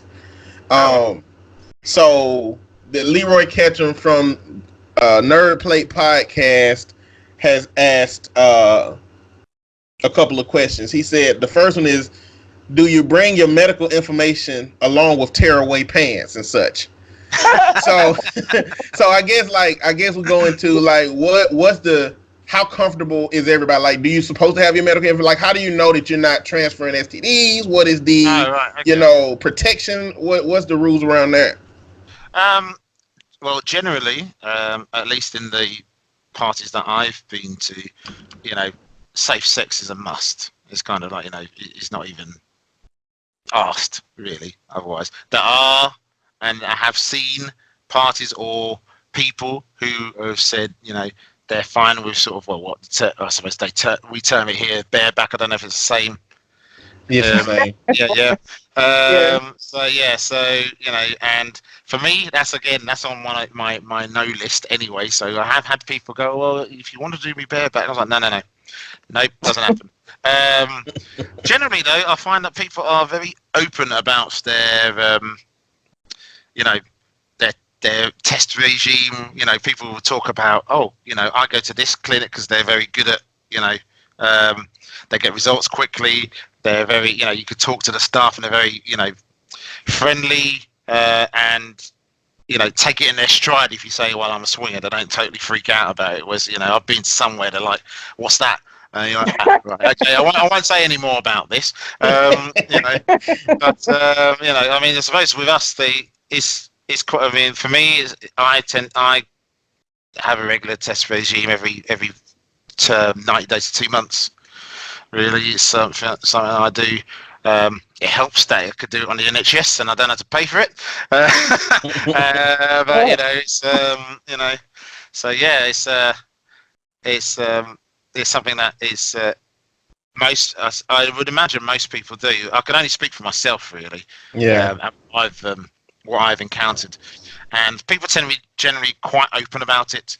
I've heard at one point there was a little thing before I joined the scene where there was a bit of a outbreak of I think it's gonorrhea. I'm going to say gonorrhea, but then it was kind of quickly curtailed because people coordinated and got everybody who was involved sort of, if you haven't been tested, test now, you know, and go to your doctor, go to your clinic, and go to, and say I've been with somebody who's got, because the system here is you get tested, you get your results. If anything is positive, you could either pass contact information on to the clinics that have given you the test, so they could contact them anonymously on your behalf, or you could do it yourself and give a reference number to say, give them this reference number to then, so then they'll know who you've been paired up with. There's also, I suppose, now we've got these. I'm not sure if things are going to sort of change again, because you're getting the vaccines now. Like there's the HPV vaccine now, so that's it was initially, it's been given as a child vaccine, like the measles, mumps, rubella, and that sort of thing. That, I think it's been a few years now, and Australia are the ones who sort of spearheaded that. But now they're starting to give that as an option in STI clinics as well, or testing clinics, as something if you to give you as well. There's other ones for hepatitis B. I think there's a vaccine for that, and various other things. The PrEP medication, the anti-HIV medication. So I think if you could take it beforehand, and if you do come into contact with someone with HIV, then you won't get, if taken correctly, you won't get. It reduces the chance of transmission to zero, or as close to zero as it can be. And then there's also, if you are HIV positive, there's medication to take. You could take so you don't transfer to someone who isn't. So I've seen, not exclusive to the swinger scene, but I've seen when I was I go to a clinic in Soho in London, which is very good, and they have a lot of, and Soho is known for its gay scene as well. So kind of like the gay capital of London, lots of gay bars and stuff like that. So, but so as a result, they have a lot of sexual health literature there for gay people, and campaigns. And they've just come out with a campaign about the zero chance of transmission if you take the correct medication. You won't transmit HIV to someone who doesn't. Also, with the other, especially in combination with someone who's taken the preventative measure as well. There's also, I think it's recently for the first time there, or for the first time for extended period, there's been lower transmission rates between gay people of HIV to heterosexual couples now. So sort of that's on the decline, and there's a big push now to bring it down to zero. So that's been good as well. But as far as sort of like the testing regime, it's kind of people have asked, and people do ask for it, and I don't think I think the telltale sign is if someone's offended if you ask, can I see your last test results? Because a lot of the time you get tested and they'll send you either a text message or an email or both. And you can request certification as well, especially if you're, I know a lot of porn stars do it. They'll get tested and they'll ask for a certification to show that they haven't, because they have this similar testing regime as they do in the US. I know in the porn scene over there, there's like a fixed sort of testing schedule, and it's testing before shoot, 24 hours before shoot, and afterwards as well, and fixed periods. So it's a similar thing to there. So if someone gets freaked out over you asking for that, then I'd say that's a telltale sign to stay away. Really, they may, either they're too up. I don't even sort of uptight's the word, but if you're getting a bit delicate about that, then you shouldn't really be involved in it. Yeah. You got to be open about that sort of thing. Yeah. So we got like 7 more questions. I want to see if we can crank these out in the next 5 or 6 minutes. Yeah, sure. Yeah. Most of them are just personal, so you can choose to answer them or not, or you could just give a little quick recap of your experience. I'll try and answer them as openly as I can. Yeah. Okay, now this is the last general one. And both Shogun from the Government Name Podcast and Leroy Ketchum asked this question: is there a code where you could pick each other out of the crowd, or any sign or clues that, or lingo that confirms the lifestyle? Like, you walk up to a couple you like and say, I prefer Batman without his mask. And then, you know, they'd be like, oh, okay, yeah. Or they'd be like, oh, what the fuck are you talking about? You're like, okay, Oh right. have a great day. Like four sides are more like No, it's not that I'm aware of. There's no sort of like Masonic, you know, little handshakes. One thing I have seen there that could be a telltale sign. It does play on the whole interracial cuckolding thing.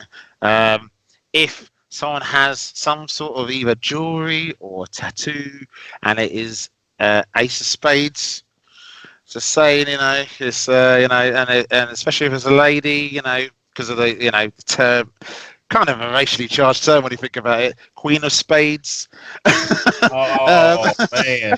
Yeah, so it's kind of it's playing on that really. Okay. So yeah, so sometimes maybe that, but That's the same way over here. Now I'm interested to see if that. I'm telling you, if I see a white woman with an Ace of Spades, anything, I'm gonna be like, I don't know if it's for real or not, but I believe it. I see you. Yeah. We might need to research that before you end up going to jail and make sure it's the same way over here. Look, I ain't gonna bring it up, but I'm gonna be like, I know who be fucking you. Yeah, maybe not necessarily Ace Ace of of Spades, like. but the actual, the spade symbol. The spade symbol. Okay. Yeah. Or QOS as well. So Queen of Spades. But other than that, no, I don't think there's any sort of explicit little symbol or anything. With not that you'd get in any other sort of secret club. With the mates, you got your little secret handshakes and things like that. But other than that. No, I don't. Not that I'm aware of. Maybe not. I'm not as deep in the club as I think I am, and I'm not aware of any any rituals or things. But no, not that I'm aware of. All right. Last 4 questions. Do you have a stranger's request that you ever had that you either did not oblige or did oblige? Like, what's been the strangest request you can? Strangest request I had was at the same party that I had that man pull me out to someone else. There was another guy there he was a single white guy, and he said, and he was there on his own, and he was just like, I just love interracial sex. I just love watching it. I just, and then he was like, can I have the condom when you're finished? Oh God!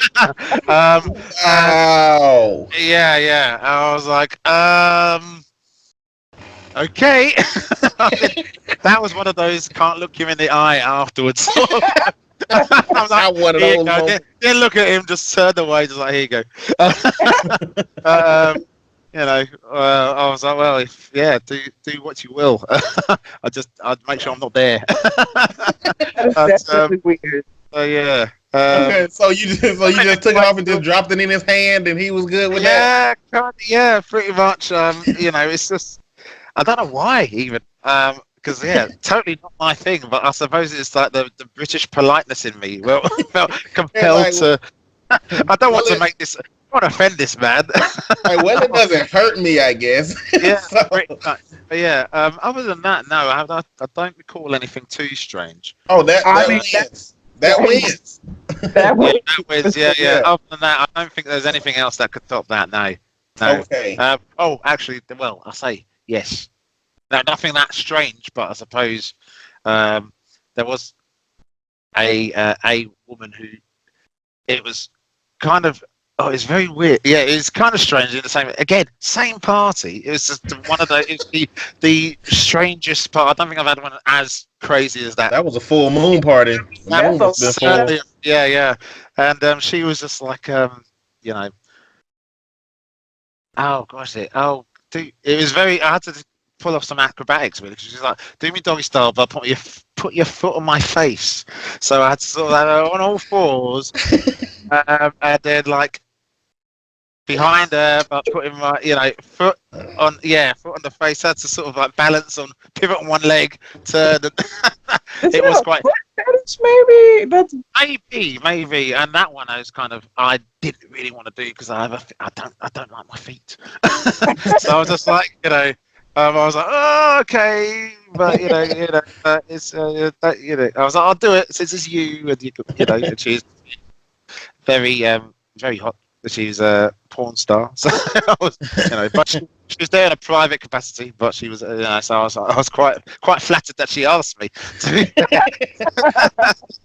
So But, I know for a fact that I've seen that done at precisely 7 times in porn. So yes, I've seen that before. So it was not a surprise to me. But I was like, I mean, I ain't limber enough to do that shit, but I've seen it. It was do you know the guy Exactly Rocco? 7. Yes. Do you know the guy Rocco? Rocco stiff hair. Yes, he do that all the time. Yeah, it was a Rocco special basically. I was just Okay. I channeled my inner Rocco, and it was. I mean, because she started to get a little bit more. She was like, "Oh, slap my face," blah blah blah. So I, going full Rocco, and then her boyfriend walks in. Right? If you look, you should look him up. If he's got, there's a Netflix documentary. You don't have to look him up as in what his works, but there's a Netflix documentary about him, which apparently is quite good. I haven't watched it, but I hear it's quite good. It's called Rocco. It's helpful for me to know that when I see Rocco doing what he do, at least there are people who are requesting it. Yeah, well, all the people I know who are like really into his stuff are women, actually. Yeah.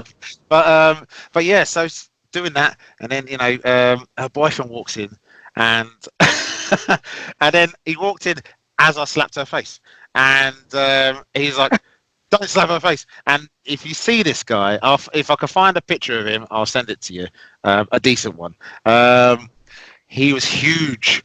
He was huge, and I almost, it was one of those moments where, like, I'm sure my penis almost retracted into my own self. I was like, am I going to die now? That was probably, but then she's like, no, it's okay. I asked. I was like, oh. I know a part of it made me feel like the allure that she was looking for was, I hope my boyfriend walks in this moment. Oh yeah, that'll be beautiful. Yeah. So that's Okay. Those are probably the strangest things that have been requested. Okay. Do you have a sexual experience that you regret? Only in the sense of probably like, well, that wasn't as fun as I thought it'd be. Okay. Sort of, you think, oh, this is going to be good, and then it just turns out, say you really, chemistry wise, you really click, and then when it comes to actually sex, it just doesn't work. Yeah. So you're just like, it's kind of feeling a bit awkward and clunky, and it just doesn't. Yeah. It's just working. Yes, I have had situations like that where I've had to fake it to make it. Okay. Because So on the flip side, go ahead. fake it. Fake it till you make it. Yeah. On the flip side, have you had a best sexual experience? Or are they all muddled in, oh shit, that was a good ass time? Or do you have like specific good experiences? I wouldn't say best as such, but certainly, top 5, top 10 sort of, good experiences. Like where you'd be like, oh, I remember this party. Woo, boy, that was a party. Yeah. Well, that one that I've been telling you about, where all this crazy shit happened. There's others as well. So yeah, it's kind of, there are plenty of. I mean, do you want details or yes? Yeah. What made one of your tops a top? Like, how did that? Not just the sex, funnily enough. Sometimes there's the chemistry between the people that are involved. So, I mean, there's one time, I suppose it was, lack of a better phrase, perfect orgy, I suppose. There's 3 couples, me and another guy, and we all just clicked very well, and it was just a really, really good time. Everybody was exhausted afterwards, but in a good way, and everybody had everyone had a good time, and everybody just got on really well. Everybody sort of just rubbed along, like, no pun intended, in the right way. And yeah, it's just one of those sort of situations where it all just fell into place very, very well, and left feeling that was brilliant, sort of thing. I mean, that being said, like you said at the start of the our conversation about the compartmentalization, I suppose, or like, sort of, it sounds like a transaction. It is, I suppose, in a way, because like I talk about all these situations, but then like say sex with my partner and just my partner is worlds apart and very different in my eyes and in my mind than it is this. This is sort of, for me, is the same as doing anything else that I enjoy. Whereas sex with my partner has a whole nother level of intimacy and emotional involvement, I suppose, in it. So, so if I'm going to say my best, it would be with my partner, but with as far as the swinging, I got you. concerned, certainly there's some situations out there, and sometimes it's just certain people. One thing I sort of discovered, not necessarily about myself, but just with other people, is that there are definitely different connections you could have with different people. And sometimes it takes you by surprise. This is just to who, really. There's no particular type. You could have two people who look and act exactly the same, but have two very, very different experiences with them. So it's certainly something that's been interested along this journey. Really. Okay. Last question. Is there a sexual experience that you think everybody should have? That you could tell us that you think everybody should have to do this thing or have this thing or experience this thing? Oh God. That's actually the hardest question I've had all night. God. Well, I say for the guys, at least I can only speak for the guys, really.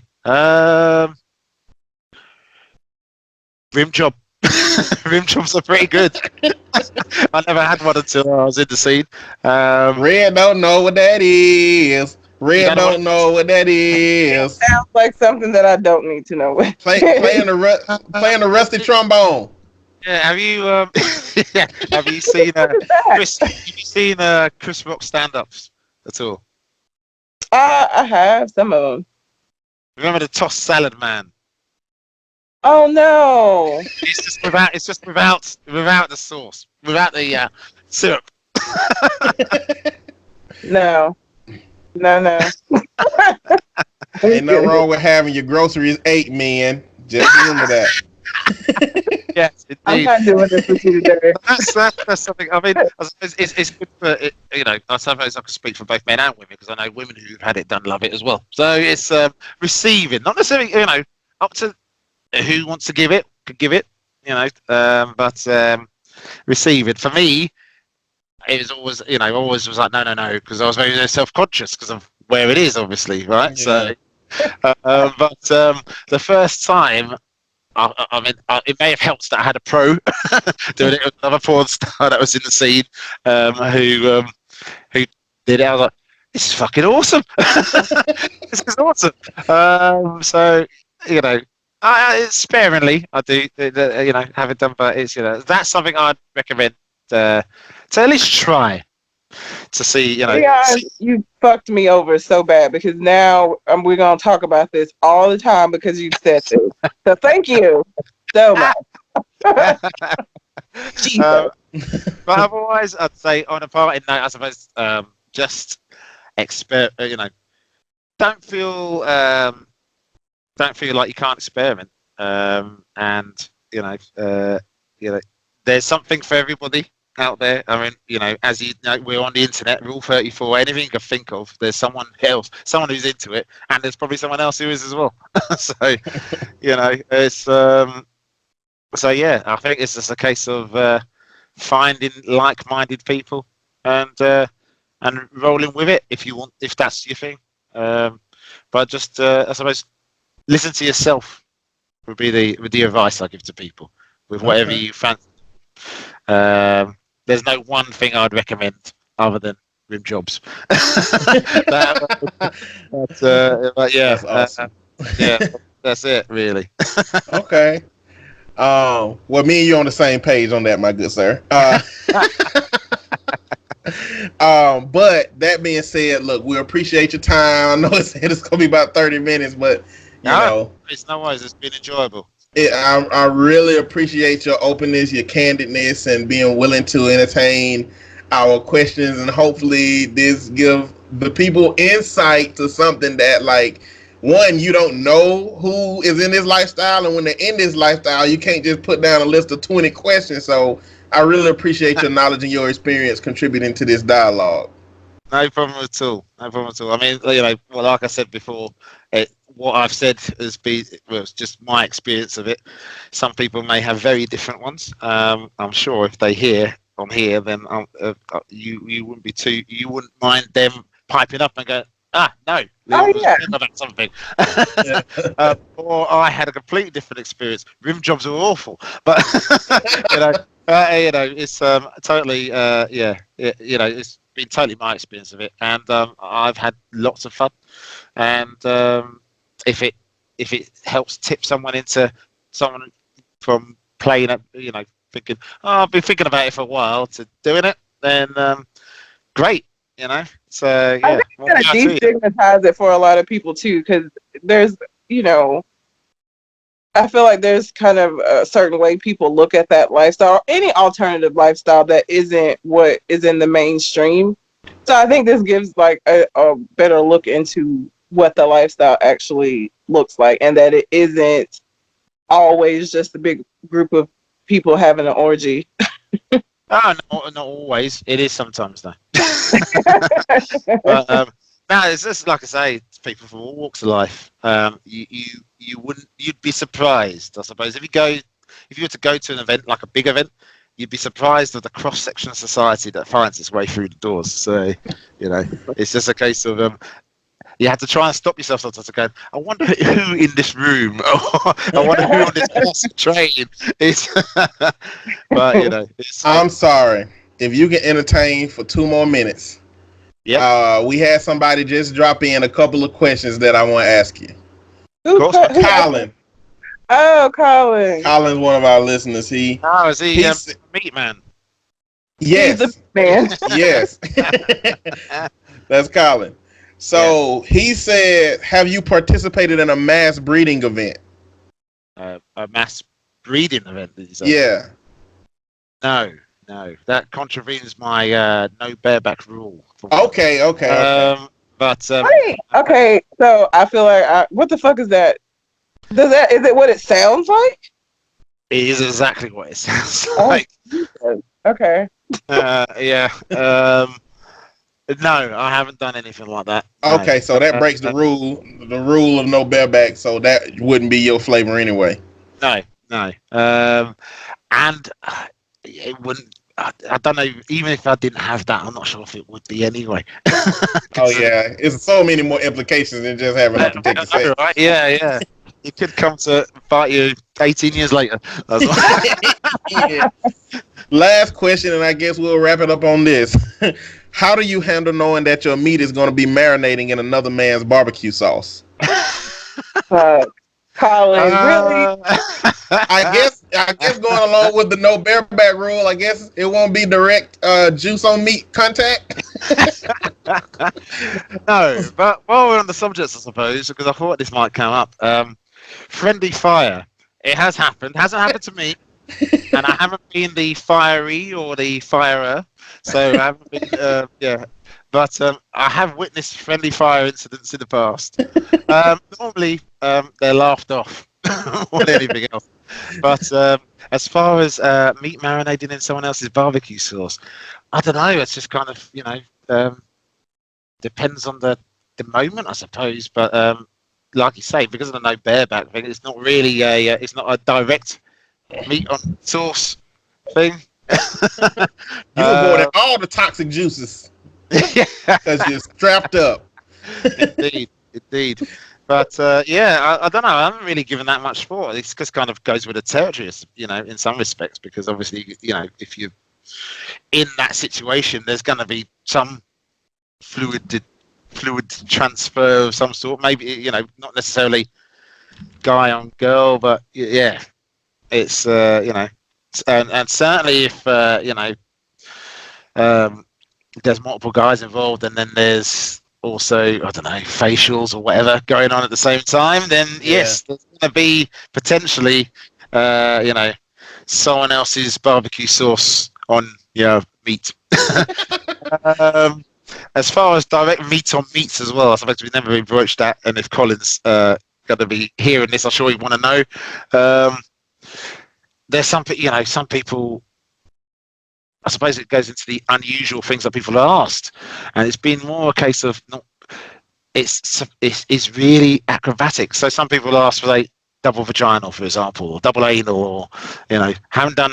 I've tried double vaginal once, and it was doable, but it was difficult because it's just logistically, just like I don't know how they don't know.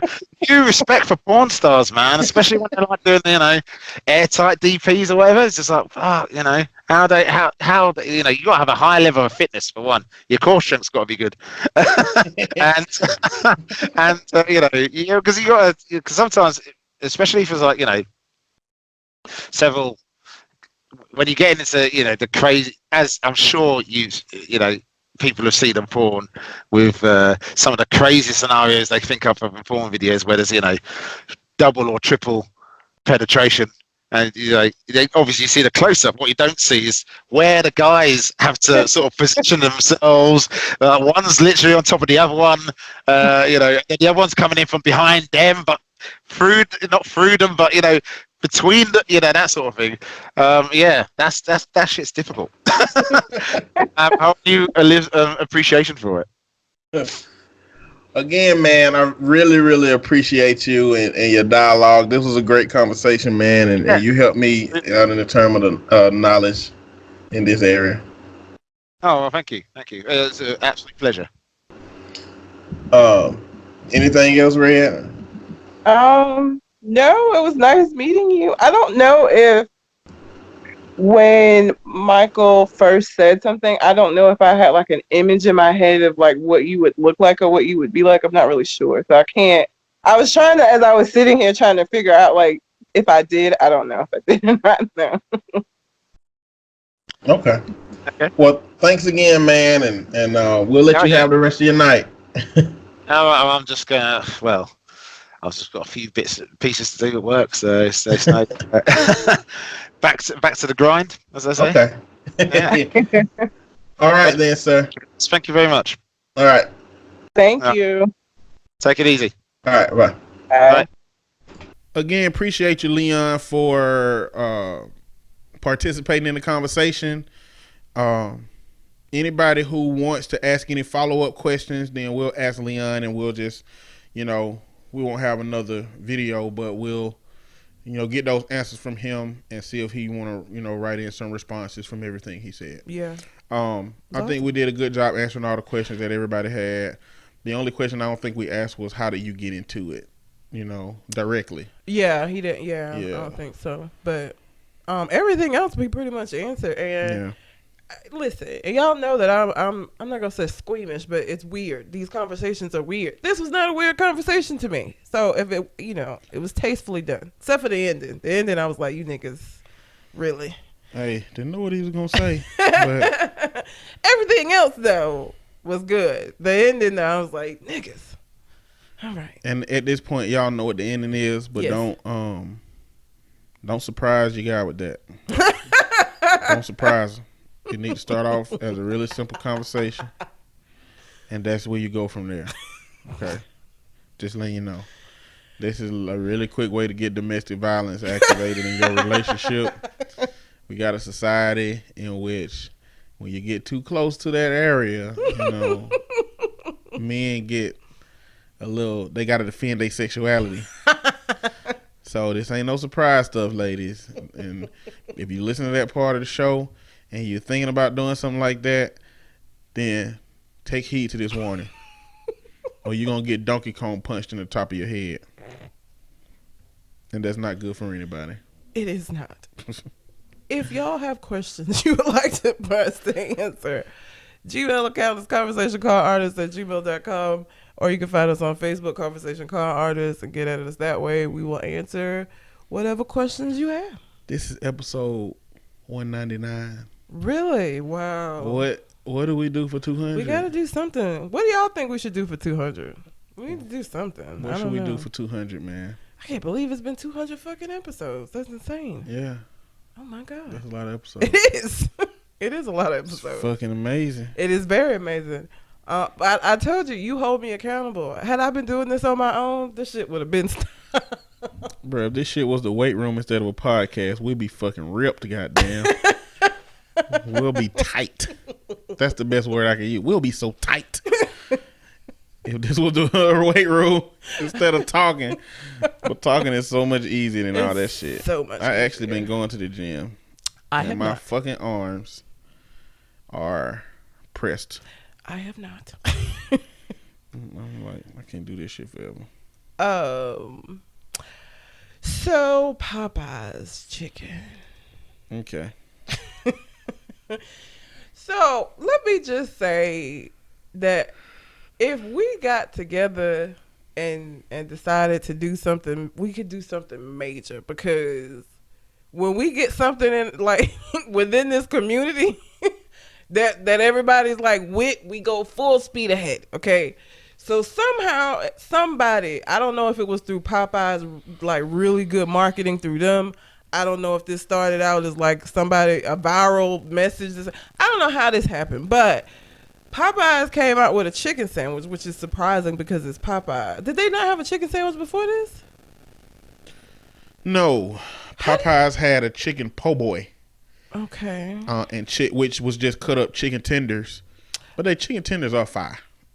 Okay. They ain't better than, well, they are better than Jack's now. Because Jack's new tenders are garbage. But they're good. So they came out with this sandwich, and the thing that was going around is that it's like better than Chick-fil-A. Now, Chick-fil-A is pretty much nationwide, isn't it? Yes. I don't know how you could have not. Chick-fil-A's chicken has a very distinctive taste. I think that it's a way a lot of people haven't had a Chick-fil-A. Really? Yes, because ain't no Chick-fil-A's in no hood area. Oh, true. So if you're not somebody True. that's cultured enough to go to the Yeah. affluent areas in your surroundings or the mall and just choose to go to Chick-fil-A, then it's probably a lot of people from more poverty-stricken areas that have not been to Chick-fil-A. If you have not been to Chick-fil-A, you need to go. Their chicken it's a distinctive taste to Chick-fil-A's chicken. I mean, I always get nuggets when I go, to be honest, but I mean the sandwiches are good. It's the same chicken. They do their chicken the same way. So it's flavored the same way. I usually just get nuggets, but apparently somehow the word got out that this Popeye's chicken sandwich was better than Chick-fil-A's. It was lines wrapped around the building. Still wrapped around the building. Like, Popeyes has made so much fucking money off of this one chicken sandwich. All because people were saying it was better than Chick-fil-A. Now, I haven't eaten it, but you have. You got one. Mine was not a good example. It was good, and I can see what they're trying to accomplish, but it was overcooked, and I think they had run out of pickles. So I didn't get it exactly the way it should have been. Mm-hmm. I will tell you that if you're going to try that chicken sandwich, there is absolutely no reason to buy the original. It just needs to be spicy. It's to buy the spicy one. They were running out of buns and shit. Like, it has been bananas at Popeyes. I think as this debate has come up, it has forced me to critically assess what I value in a chicken sandwich. Okay? And I don't think Chick-fil-A really got the best chicken sandwich to the point that it's supposed to stand out that far from all of the other ones. I think that Chick-fil-A's consistent customer service is why we value Chick-fil-A more than anything. And them waffle I fries think we and respect Chick-fil-A. We do. That's what I think it is. I think we respect Chick-fil-A so much, we ain't willing to talk shit about their chicken sandwich because they biscuit will take all your fucking spit away. They chicken biscuit take all your spit away. They biscuits ain't good to me. I don't ever get those. You know what? I have the app. I don't know if you have the Chick-fil-A app. If anybody that has a Chick-fil-A app, sometimes they'll send out these just because, and it's like a free chicken sandwich or a free chicken mini. When this Popeye shit happened, they sent me 2 just because. I got a chicken sandwich and the chicken minis. I got to try the chicken mini. I've never had their breakfast. The chicken minis is what you should buy for breakfast instead of a chicken biscuit. Okay. But I think we respect Chick-fil-A so much that we don't talk shit about it. And we don't, I mean, it's fast food, but like we separate it out because the customer service is just great. They are the most, it's just, if you've never been in a Chick-fil-A, I have yet to go in one and have like a McDonald's experience. Like the other morning I went to McDonald's and they had 2 for $2. I got the sausage McGriddle, which I love those. I just discovered those. I'd never eaten them before, but it's like pancakes. You ain't never ate a McGriddle? No, but here You recently. just discovered a McGriddle. Yeah, they're delicious. Man, when I used to work at McDonald's, the best fucking thing ever was a McGriddle that just came out the goddamn oven, They're boy. so good. What Because is they it? bake them. What is this? Is the syrup in the little pancake Yeah, they thing? like little frozen beads in it, Mm-hmm. and then when you cook them in the oven, they just melt inside the thing, and then it starts soaking up in the McGriddle, the bread. It's good shit. They're so delicious. I've been getting them a lot, which is again, I probably do need to go to the gym as many And McGriddles I've been eating. let me continue to stress that when they first come out of the oven, they still be crisp around the outside. Versus when you put them on the meat and then in a wrapper, it steam itself kind of on the inside, so it like soften up like bread. But them hoes used to come out of the oven, used to just pop 2 of them things in my mouth and be good. Oh, they're so. But they good. But anyway, 2 for $2. So I get up. They was obviously having some kind of something going on in the back or with the manager. Something, I don't know. I get up there and I pay for it, and when they gave me my bag, it was only one in there. Now again, they're 2 for $2, and one of them is the same price as getting 2 of them with this little sale they got going on. So I look in the bag, I was like, oh, it's only one in here.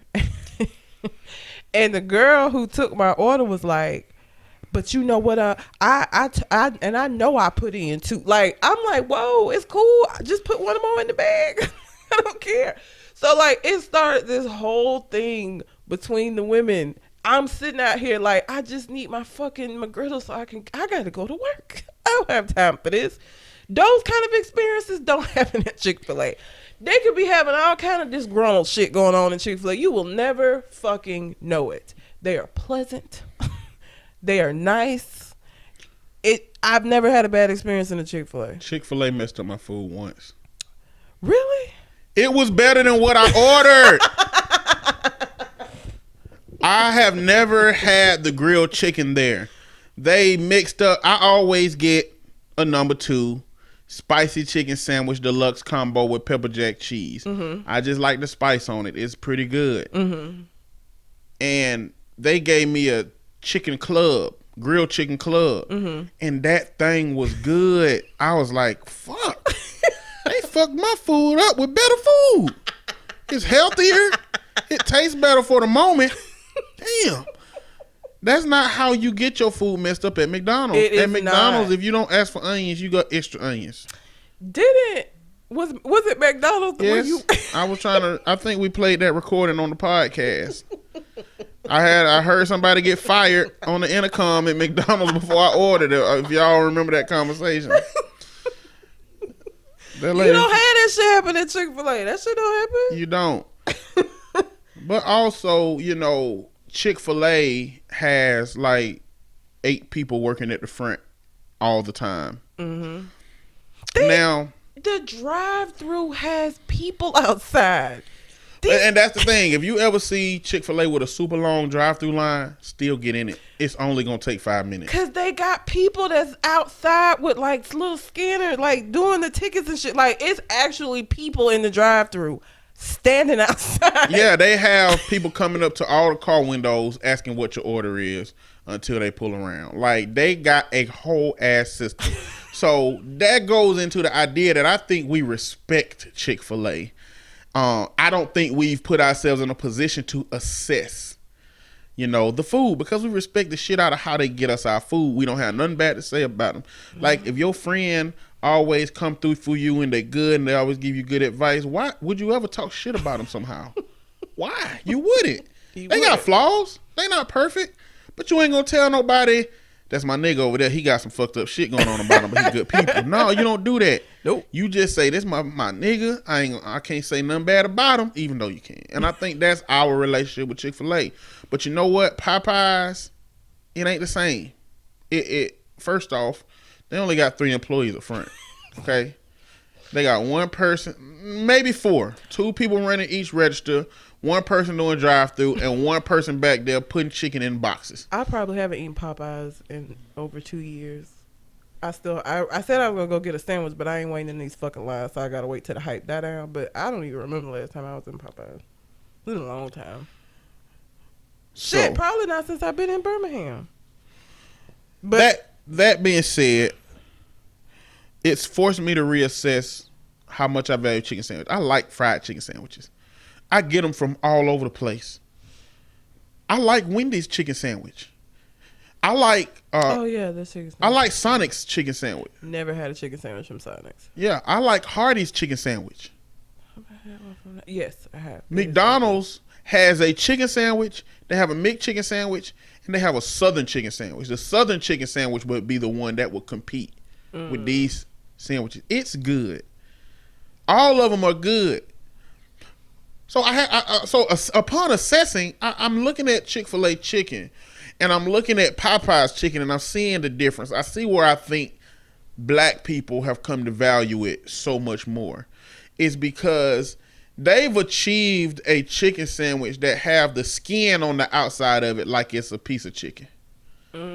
Chick-fil-A don't have that. No. With Chick-fil-A, it's like a breading. It's a breading, but it's also not always crispy. Yeah. Because the breading is so light, and because they butter the bread, it kind of like softens that chicken. Mm-hmm. So unless you get a piece of chicken at Chick-fil-A bigger than the bread, you don't get like a crunch. But with the chicken sandwich with Popeyes, you get that. It's crunch. It got like feel like you eating just a good chicken breast sandwich with skin on it, and it is good. But but I think my assessment is that how the fuck did a Chick-fil-A sandwich supposedly elevate so high that we supposed to be measuring a good chicken sandwich versus Chick-fil-A? I don't know how any of this happened. Like, I don't know where. This is the power of a viral post. Because that's the only thing. This was no marketing by Popeyes. If this was marketing by Popeyes, Popeyes would have increased their staff and ordered enough chicken to not be running out of chicken, bread, pickles. God. Yeah. They were out of fries when I went. Damn. But the lines literally have been wrapped around the building. And they weren't ready. They haven't been prepared. You know, and so I don't know. But I think I'm going to go around trying all the fried chicken sandwiches now. But I already know which ones I like. I fuck with Wendy's chicken sandwich. I fuck with Hardee's. I like their spicy chicken sandwich. Yeah, I really like these chicken sandwiches. So it's room for all of them. You know? And I just don't think Chick-fil-A, if Chick-fil-A is the best, it's like nominally the best. But what takes me to Chick-fil-A most of the time is knowing that I'm going to have a good ass experience and no problems getting that chicken really sandwich. Good. And that lemonade is fire. The lemonade's amazing. Lemonade is fire. I never drink anything else from there. So, another part to this dialogue is that we've been dealing with memes. Black people, certain black people, just need to go somewhere, man. I don't know where. I don't care where. But motherfuckers, all these, and I don't know if y'all been seeing these posts, but it's been a whole bunch of posts that equivalent. If you supported your friend's business like you supported Popeyes, blank, blank, blank, blank. Oh, my God. Listen, man, shut the fuck up and let people enjoy things, okay? Who gives a fuck how minute you think that thing that somebody's enjoying is? Everybody can't save fucking black business, all right? That's a cultural issue. That's a capitalist and an economic issue. People going to buy a chicken sandwich and sharing a post about it ain't doing it. I just don't know why, and it's been irritating me. It's been a lot of them posts too. It take 10 minutes to go get a delicious chicken sandwich, and people are saying why black people ain't doing black business like this. Man, shut the fuck up, man. It's been really irritating. That being said, I would say that the Popeyes chicken sandwiches are a regular schmegular chicken sandwich, as is Chick-fil-A's, as is Wendy's and Hardee's and all these other places. But you should try them because they're varying different levels of delicious. And none of these I'm talking about are processed. Wendy's got a processed chicken, but I'm talking about that chicken sandwich. You know, but that Popeyes one is worth a try. I'm waiting for this hype to die down because I ain't finna be in no line.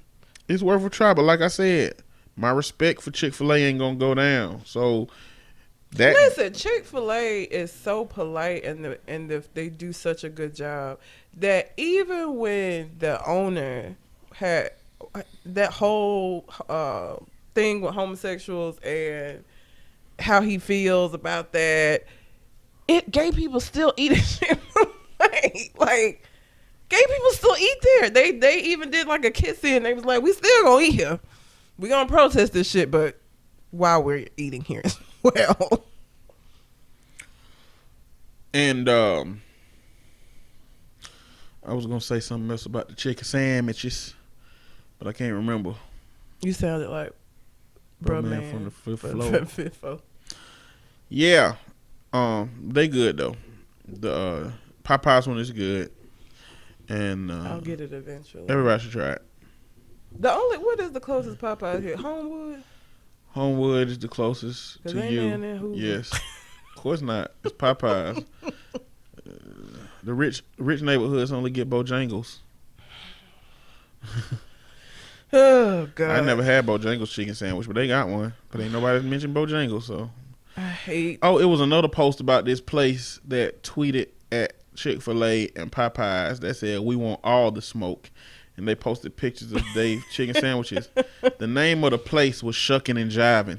The fuck out of here! What? The name of the place is Shuckin' and Jivin'. I am not going to eat into somewhere that's called Shuckin' and Jivin'. What the fuck kind of name is that? I have an issue with Bojangles because of the same shit. Shuckin' and Jivin'? Are you kidding me? Where is this located?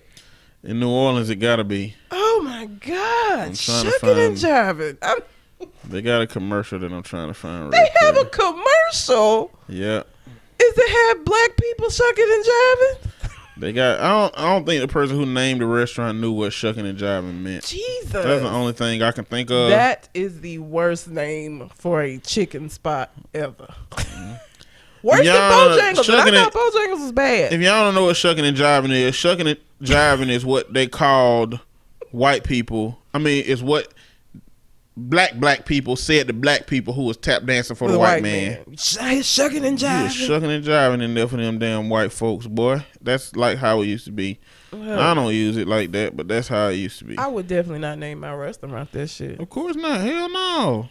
Again, I thought Bojangles was like the worst name I'd ever heard. It has now gone down because of shucking and jiving. It's ridiculous. Jesus. Wow. Shucking and jiving. All right. Hold on. I'm trying to find the commercial. I don't even care how good the chicken is. I'd never know. I know. Like, it's ridiculous. Who wants to do that? Here go one meme. It got a picture of Chick-fil-A, Popeye drive-through, and a parent-teacher conference, and it got nobody in the seats. The one has nothing to do with the other at all. But for all you know, all them goddamn people in drive-through ain't got no children. Like, why are you assuming that these are parents who could have been at a parent-teacher meeting? They just getting sandwiches. Calm down. But imagine how the workers must feel. They getting paid the same rate to do 3-4 times the work. I know they be mad as a motherfucker. They gotta be mad. You know, real mad. I bet the establishment is happy, but they got to be mad. I'm apparently not gonna find this video, but it's a whole goddamn video. Man, I'll have to search for it. Shucking and jiving. I'm not gonna forget it for sure. Like, yeah, can't forget that shit. Shucking and jiving. I feel like I'm close to finding that hole. If you're having to scroll down that much, then you're not. Another post of Popeye's menu board says, FYI, people need to eat on Sundays. So like they going at each other. They've been going at each other on Twitter and on different isolated restaurants. Again, if you don't know, Chick-fil-A is closed. All Chick-fil-A's are closed on Sundays. Okay, here it goes. Let me play this shit. It's 59 seconds long. I'm gonna play this. Is it playing? No, I had my. It's on mute. In the United States, it's just for babies like Huck. What? Whoops. Baby, won't you take me there? I want some real good food to eat. I want shucking it down, shucking it, shucking it down. I want shucking it down, shucking it, shucking it, shucking it, shucking it down. I want shucking it down. I know you like that giant shrimp. My son is fishing them Geechee grits with granddaddy. They can't fit. I try to give you all of my best. I do it straight from the heart. Cook it straight from the soul. Come on now. Straight from the soul. Straight from the soul.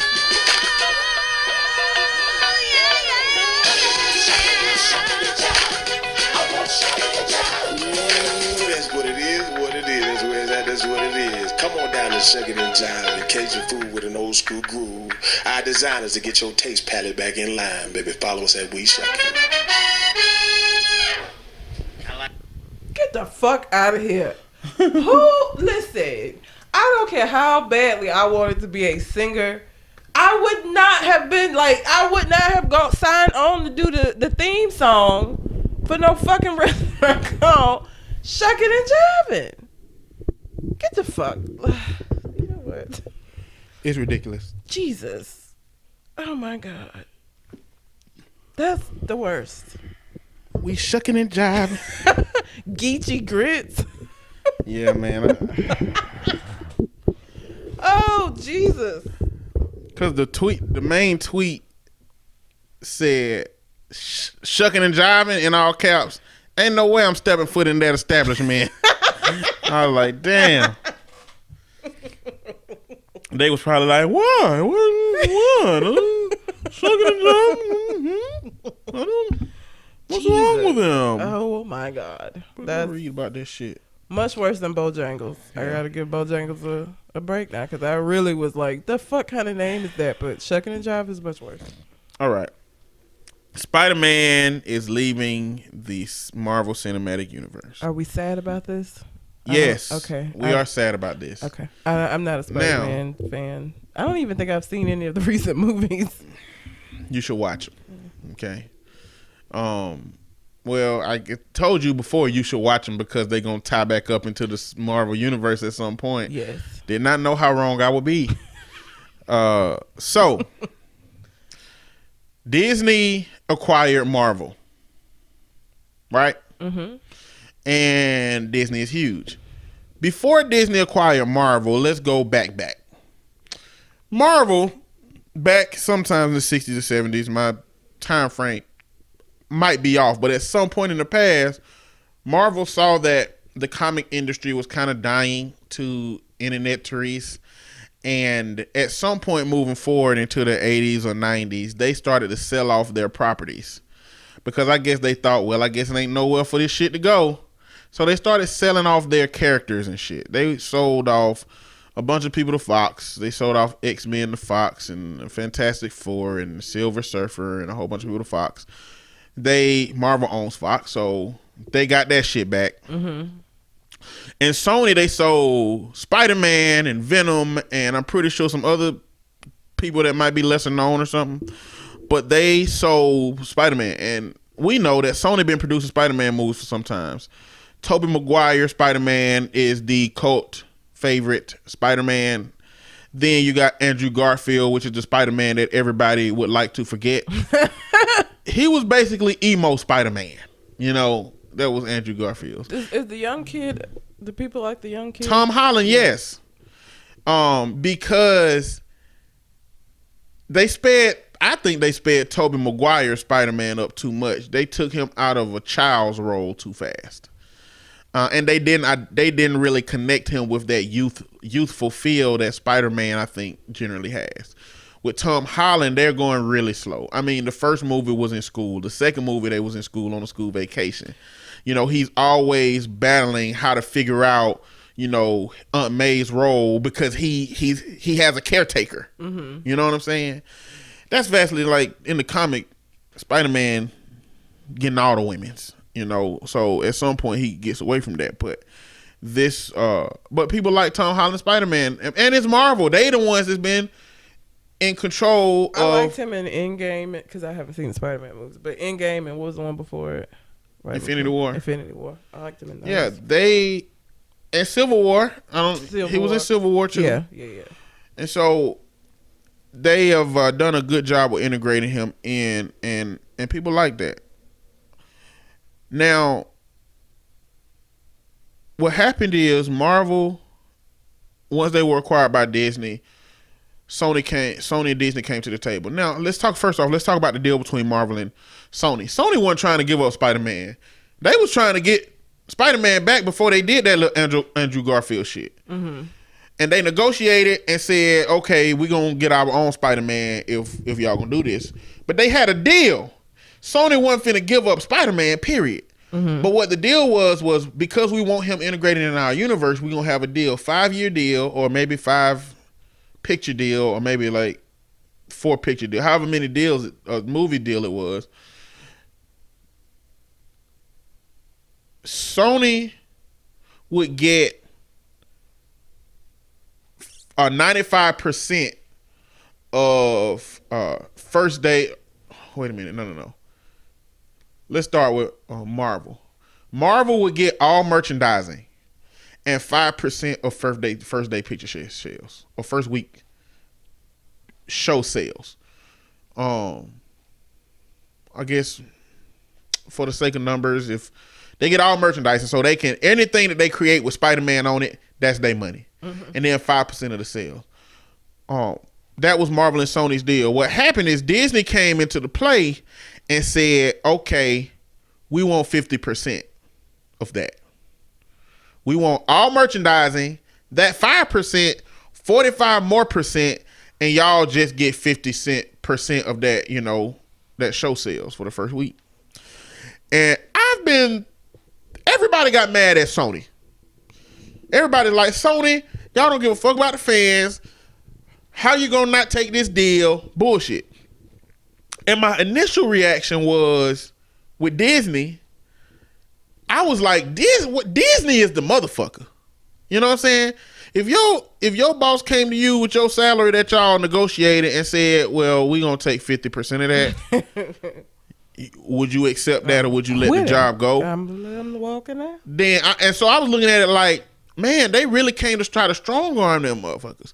But as I've been doing more research, I've come to think that Disney and Marvel are actually doing a shitload of the work, because they're doing the character staffing, they're writing the script, they're having the creative content to connect in the rest of Marvel universe, and I think they're putting up the funding to actually produce the movie. Sony is literally getting paid because they own Spider-Man. And they having a temper tantrum about not giving up this property that they can't do shit with. Now, I don't know if Sony makes more money by producing Spider-Man films themselves and getting that money. I would think that they would get more money through allowing Marvel to do it with what the deal is now. Because when they did it, they did the Andrew Garfield character that nobody liked, right? Yeah, they did that. It didn't make near as much money as Tom Holland shit. Mm-hmm. Tom Holland, the last Spider-Man, made $1 billion. I want to say. Which ain't, all Marvel movies are doing big numbers regardless. Yeah. I would think that Sony would still make more money losing that 50%. But when I put it in the perspective of how much work Disney must be doing for this, it probably makes sense for Disney to up on how much we get from the work that we doing. Mm-hmm. You know, we can't just let Sony get a big ass paycheck out of this. And that's just based on the research that I was doing and what it looks like they deal looks like now and what it looked like then. So I think you can be mad at Sony. But because we don't know exactly the nature of that deal or what the contracts say, we don't know. But it has got to be that Disney is putting in a large amount of work for them to come out with that big of a number. So it's one or two things going on. Disney is either some supreme dickheads, which this ain't happened no other time. Like, I mean, unless somebody can correct me, I don't know how many other times what Disney did cancel them Netflix shows. So that was one of my complaints. I was like, this is look like a pattern for Disney. Like, they don't care about our value of the shows because they trying to like monopolize everything, get everything for themselves. But I don't know. We don't know enough to assume that that's the case with Disney. So I'm going to hold my reservations until we learn some more. But another thing is Tom Holland unfollowed Sony after this news broke. Didn't unfollow Disney. Unfollowed Sony. So that's reported. So it makes me feel like somebody know that Sony been the fuckers in this. Mm-hmm. You know. But anyway, I just wanted to talk about that. And trying to turn a hoe into a housewife news, Miley Cyrus and Liam Hemsworth, which is Chris Hemsworth's brother, I feel like he ain't really been, he was in the Hunger Games. That's probably what everybody know him about. Him and her were in a movie like when they were teenagers together, which is how they met. They've been on and off for 10 years. He was what looked like the love interest in Hunger Games. But I think the developing relationship with her and the other dude that was fighting together was the relationship. Which one was the relationship? I never watched Hunger Games. I didn't have really interest. That dystopian, like, it's not really mine. That's how it's like. It's Maze like Runner. I watched. I mean, I only watched the first one. It's like Apex Legends. You just put a whole bunch of people in a ring and they kill each other. Last one wins for entertainment. It's like all them battle royale games. That's what Hunger Games is. I don't know what he's been in since that, but anyway, they broke. So when Miley was doing during her bangers era, where she was hanging out with rappers and twerking on stage and all of this bullshit, they broke up. Okay, they got back together, and then she started singing about Malibu and about, you know, she went back to and this is my issue with Miley the whole time she was doing that shit. I don't get to step away from being black. I'm black every goddamn day, regardless. Don't matter. Every time I leave my house, that's what it is. And I just felt like this was going to be something that she did, that she just put on the shelf when she got ready to, and she did. She did that. So once she put that shit back on the shelf, they got back together and got married. They have been married for less than a year, and now he's trying to get a divorce from her. Now, they both got prenup, so like they didn't have no kids, none of that shit's gonna happen. But this is what I would want people to take from this. You cannot turn somebody into who you want them to be, okay? Miley very obviously likes smoking weed and doing hood rat shit. That's what she likes to do. And I think that she stopped doing that to be with him. But I mean, she been doing shit, licking his face on red carpet. Like, he's not that dude. Like, he's a very straight-laced Australian white guy. Okay, he's not he's not out here doing this shit. And they should never have gotten married. It was very obvious that they were not well suited for each other. They are very different people with very different goals. He wanted to get married, have kids. She talking about, just recently she was talking about how she hates the word wife, how she's still very attracted to women and all of this shit. Like, Miley, why you marry him then? For why? You cannot turn folks into who you want them to be. Liam should have saw what it was and walked away. But instead, you know. And I mean, maybe she did try to be what he, you know, the wholesome. Because again, she came out that little Malibu song and everything was just, you know, she on the beach singing her little heart out. Did you know they were together for 10 years? Mm-hmm. On and off for 10 years. And that's another thing. They, at the time that they met, they were very young. That's something else. You grow, and you can grow with somebody, and sometimes you grow in different directions. Again, he seems like he wants a real traditional life. His brother Chris got a wife, and I think they got a set of twins or maybe one other kid. Like, he seemed like he want that kind of a traditional life. Miley is not about that life.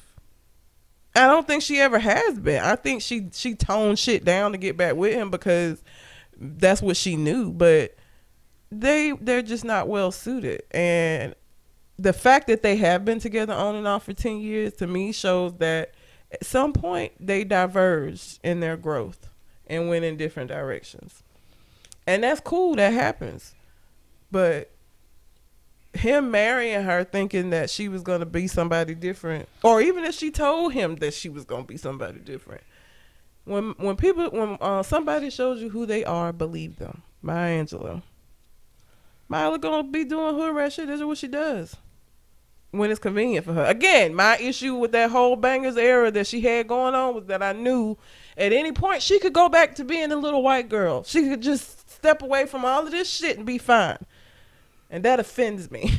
That angers me.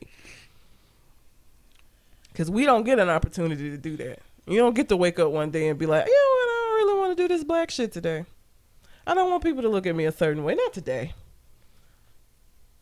You don't get to hang that up, okay? And the fact that she can piss me off. And I knew she was going to do that simple shit. She's a simple bitch.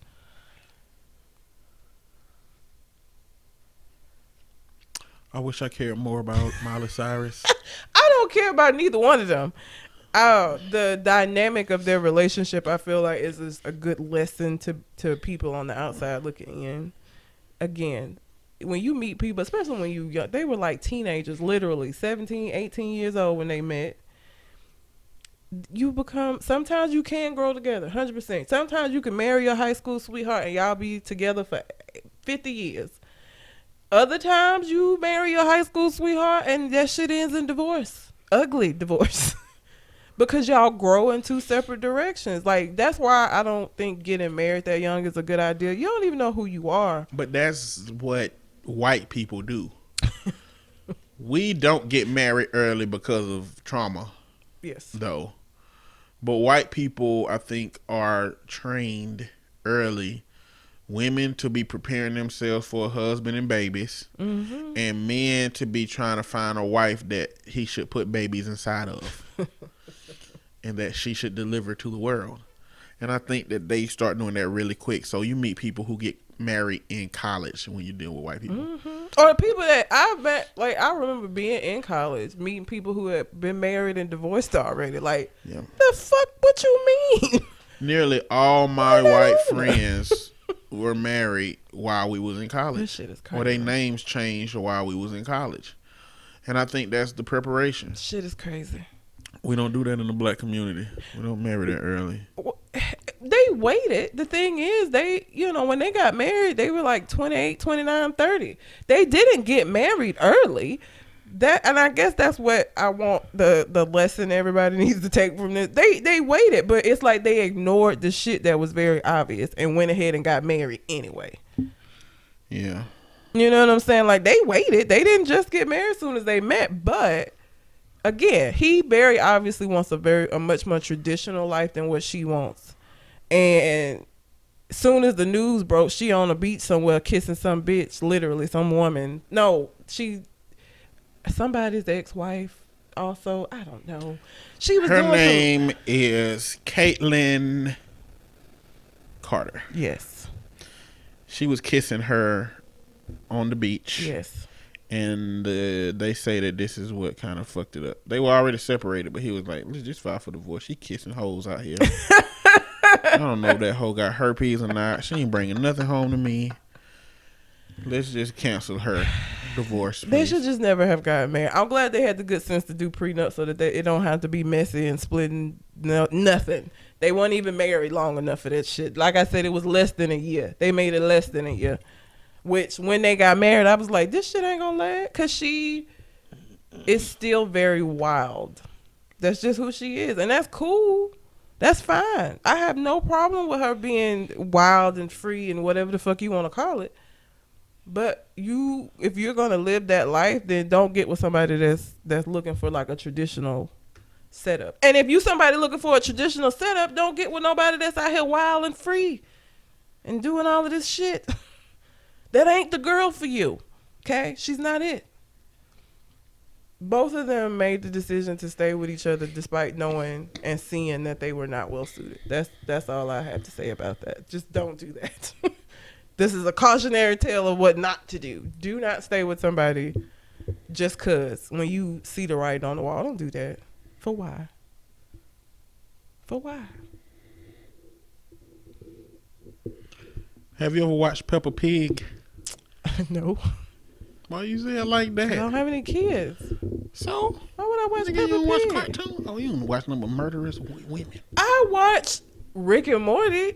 I watch adult cartoons, but Peppa Pig, I know all my There's shit. some good kid cartoons out there. Like I know Steven my Universe left from my Chowder right. and I know, like Peppa Pig is like a learning show, isn't it? Though I know all of my shit. My left from my right, my ABCs and my 1, 2, 3s. I know that. I feel like Peppa Pig is a show you watch if you have children. Did you know that Peppa Pig is owned by a company named Entertainment One? No. You know now. Okay. It sounds pornish. Entertainment One also owns Death Row Records. So Death Row Records and Peppa Pig are in the same company.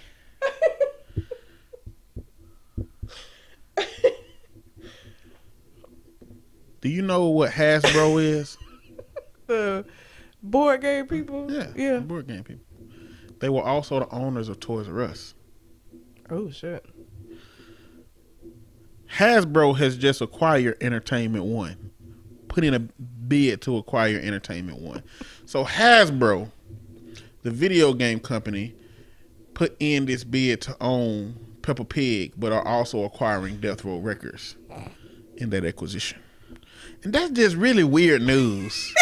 It is. You know, like when you think of Death Row Records, what's a song that you think of that marks Death Row Records? I mean, I can't think of a song, but artists are what come to mind. Snoop. Artists come to mind. Yeah. I'm gonna tell you what song reminds me of Death Row. Was NWA on Death Row? I don't know. Let's see. Because if they were, fuck the police. I just imagine like Peppa Pig with like a rag tied around her head. Wait, Peppa Pig is a girl? Banging. I think Peppa's a girl. I don't know. I think Peppa Pig is a girl. Peppa sound like a girl's name. I mean, because of Salt and Pepper. Just Peppa, like no, because what is the British royal family? Her sister's name is her name? What is her name? Pippa. Pippa. Which is close to Peppa. So that's what I was thinking. Apparently, a lot of people have been on Death Row. Daz Dillinger. I don't know who that is. Crooked Eye. Sorry. Like the letter I. Oh. I understand where that comes from. Dr. Dre. I'm just listing who I've heard of. I know Dr. Dre. Corrupt. Oh, Corrupt. Lady of Rage. I know Lady of Rage with her afro rockin' rough and stuff with my afro puffs. Lisa Left Eye Lopez. Lil Bow Wow. Wait. MC Hammer. Bow Wow. Mark Morrison. Nate Dogg, The Outlaws. You better lay low. Petey Pablo. Really? Mm-hmm. Snoop Dogg. Why do I think Petey Pablo was Southern? Yeah. The Dog Pound. Tupac. There was somebody named Tina Tupac. That was probably very short-lived. Probably. And that's about... That's it. So NWA. Maybe NWA was before Death Row. And I'm only tying them to that because of Dre. Actually, they couldn't have been in the same company because they had beef at some point. Did they? Yes, because Eazy-E was beefing with somebody, and the dude that played Ezel from Friday, he played for a Death Row video, he played a like bootleg Eazy-E. And so Eazy-E thought it was funny and called him to play a bootleg Eazy-E in his video. I'm thinking of Aftermath. Who owns Death Row? It's not Dre. It's Suge Knight. Oh, okay, yeah, that's what I was confused on. Aftermath is what I was thinking of. So he said that Suge Knight called him. They had recorded half of the video. Suge Knight called him and put a pistol on the desk and said, "You can't finish that video." And he's a comedian. He said, "I just getting checks. Like, I don't even care. I don't have no loyalty." But he put a gun on the desk and said, "You can't finish that video." Sure. He said he called Eazy-E and said, "I can't finish that video." Like immediately, I guess. Suge was just out here sugging folks. But also, Mark Morrison is, if you don't know him for anything else, you got to know him for Return of the Mac. What? Yeah. Okay. That was the name I mentioned that you said, who is Mark Morrison? Yeah. That is Return. Oh my God. Top of the world. Here I come. And did he have any other song? I don't know, but I remember this from, back in the day how they used to advertise buying them CDs online, where it just play a portion of the song with like snippets of the video. Yeah. And at the end it'd be like, buy this CD for $19.99. I remember that song being on one of them commercials, and that commercial played for like 5 years straight. Return of the Mac. So that's he Mark Morrison. actually Caribbean or was that just for that song? I don't know. Oh, he was British. What? He was British? He was born in Hanover, West Germany, to Bajan parents, and grew up in Highfields, like Leicester. It's probably Leicester. United Kingdom. What? Born in Germany to Bajan, and Bajan is like Caribbean, right? I think. Oh Lord, we get into a fucking Wikipedia. We get into a Wikipedia circle on here. Barbadian. Okay, so that makes all right. I was concerned. He is Caribbean, but he ain't like the accent was not real. If he grew up in England, he ain't had no goddamn, not no Return of the Mac accent. That whole song sounded like he's on the Caribbean beach the whole time he was making that song. Oh my God. So here I am. To get back to what I was looking for, the song that I connect with Death Row Records is Ain't Nothing But a Gangsta Party. Well, Two of America's Most Wanted, but that's, that's how people identify it. Ain't nothing but a gangsta party. I mean, again, now that you just said that, I just keep seeing Peppa Pig with a rag tied around her head. Strolling down the block. What kind of shit? That is so random. That's just very random. When I think of Hasbro, I definitely don't think of Death Row Records. No. But I thought that was just some I think of news. board games when I think of Hasbro. I forgot they make video games? Yeah. Is it the video game version of the board games? I don't know. They didn't make a Death Row Records board game. But that's all I got. And we had an hour, so oh shit. Yeah. This is a long episode. It is. But it's a good episode. It is. Hopefully y'all enjoy. Again, if y'all have any more questions for Leon, just let us know. He was a joy to talk to. He's very funny. I love their accents. Hopefully y'all can understand him. Because I feel like the issue might be how heavily accented it is for us over here. And I know that's an issue across the pond because Michael has told us before he tells people to listen to our podcast, but they don't understand a lot. Can't understand nothing we goddamn saying. You don't understand a lot of shit. We don't enunciate. We're Southern. We don't enunciate everything. That's how it goes. So yeah, hopefully y'all enjoyed it though. That being said, you got anything else on your mind? I do not. Until we come to the next conversation. We out. Holla.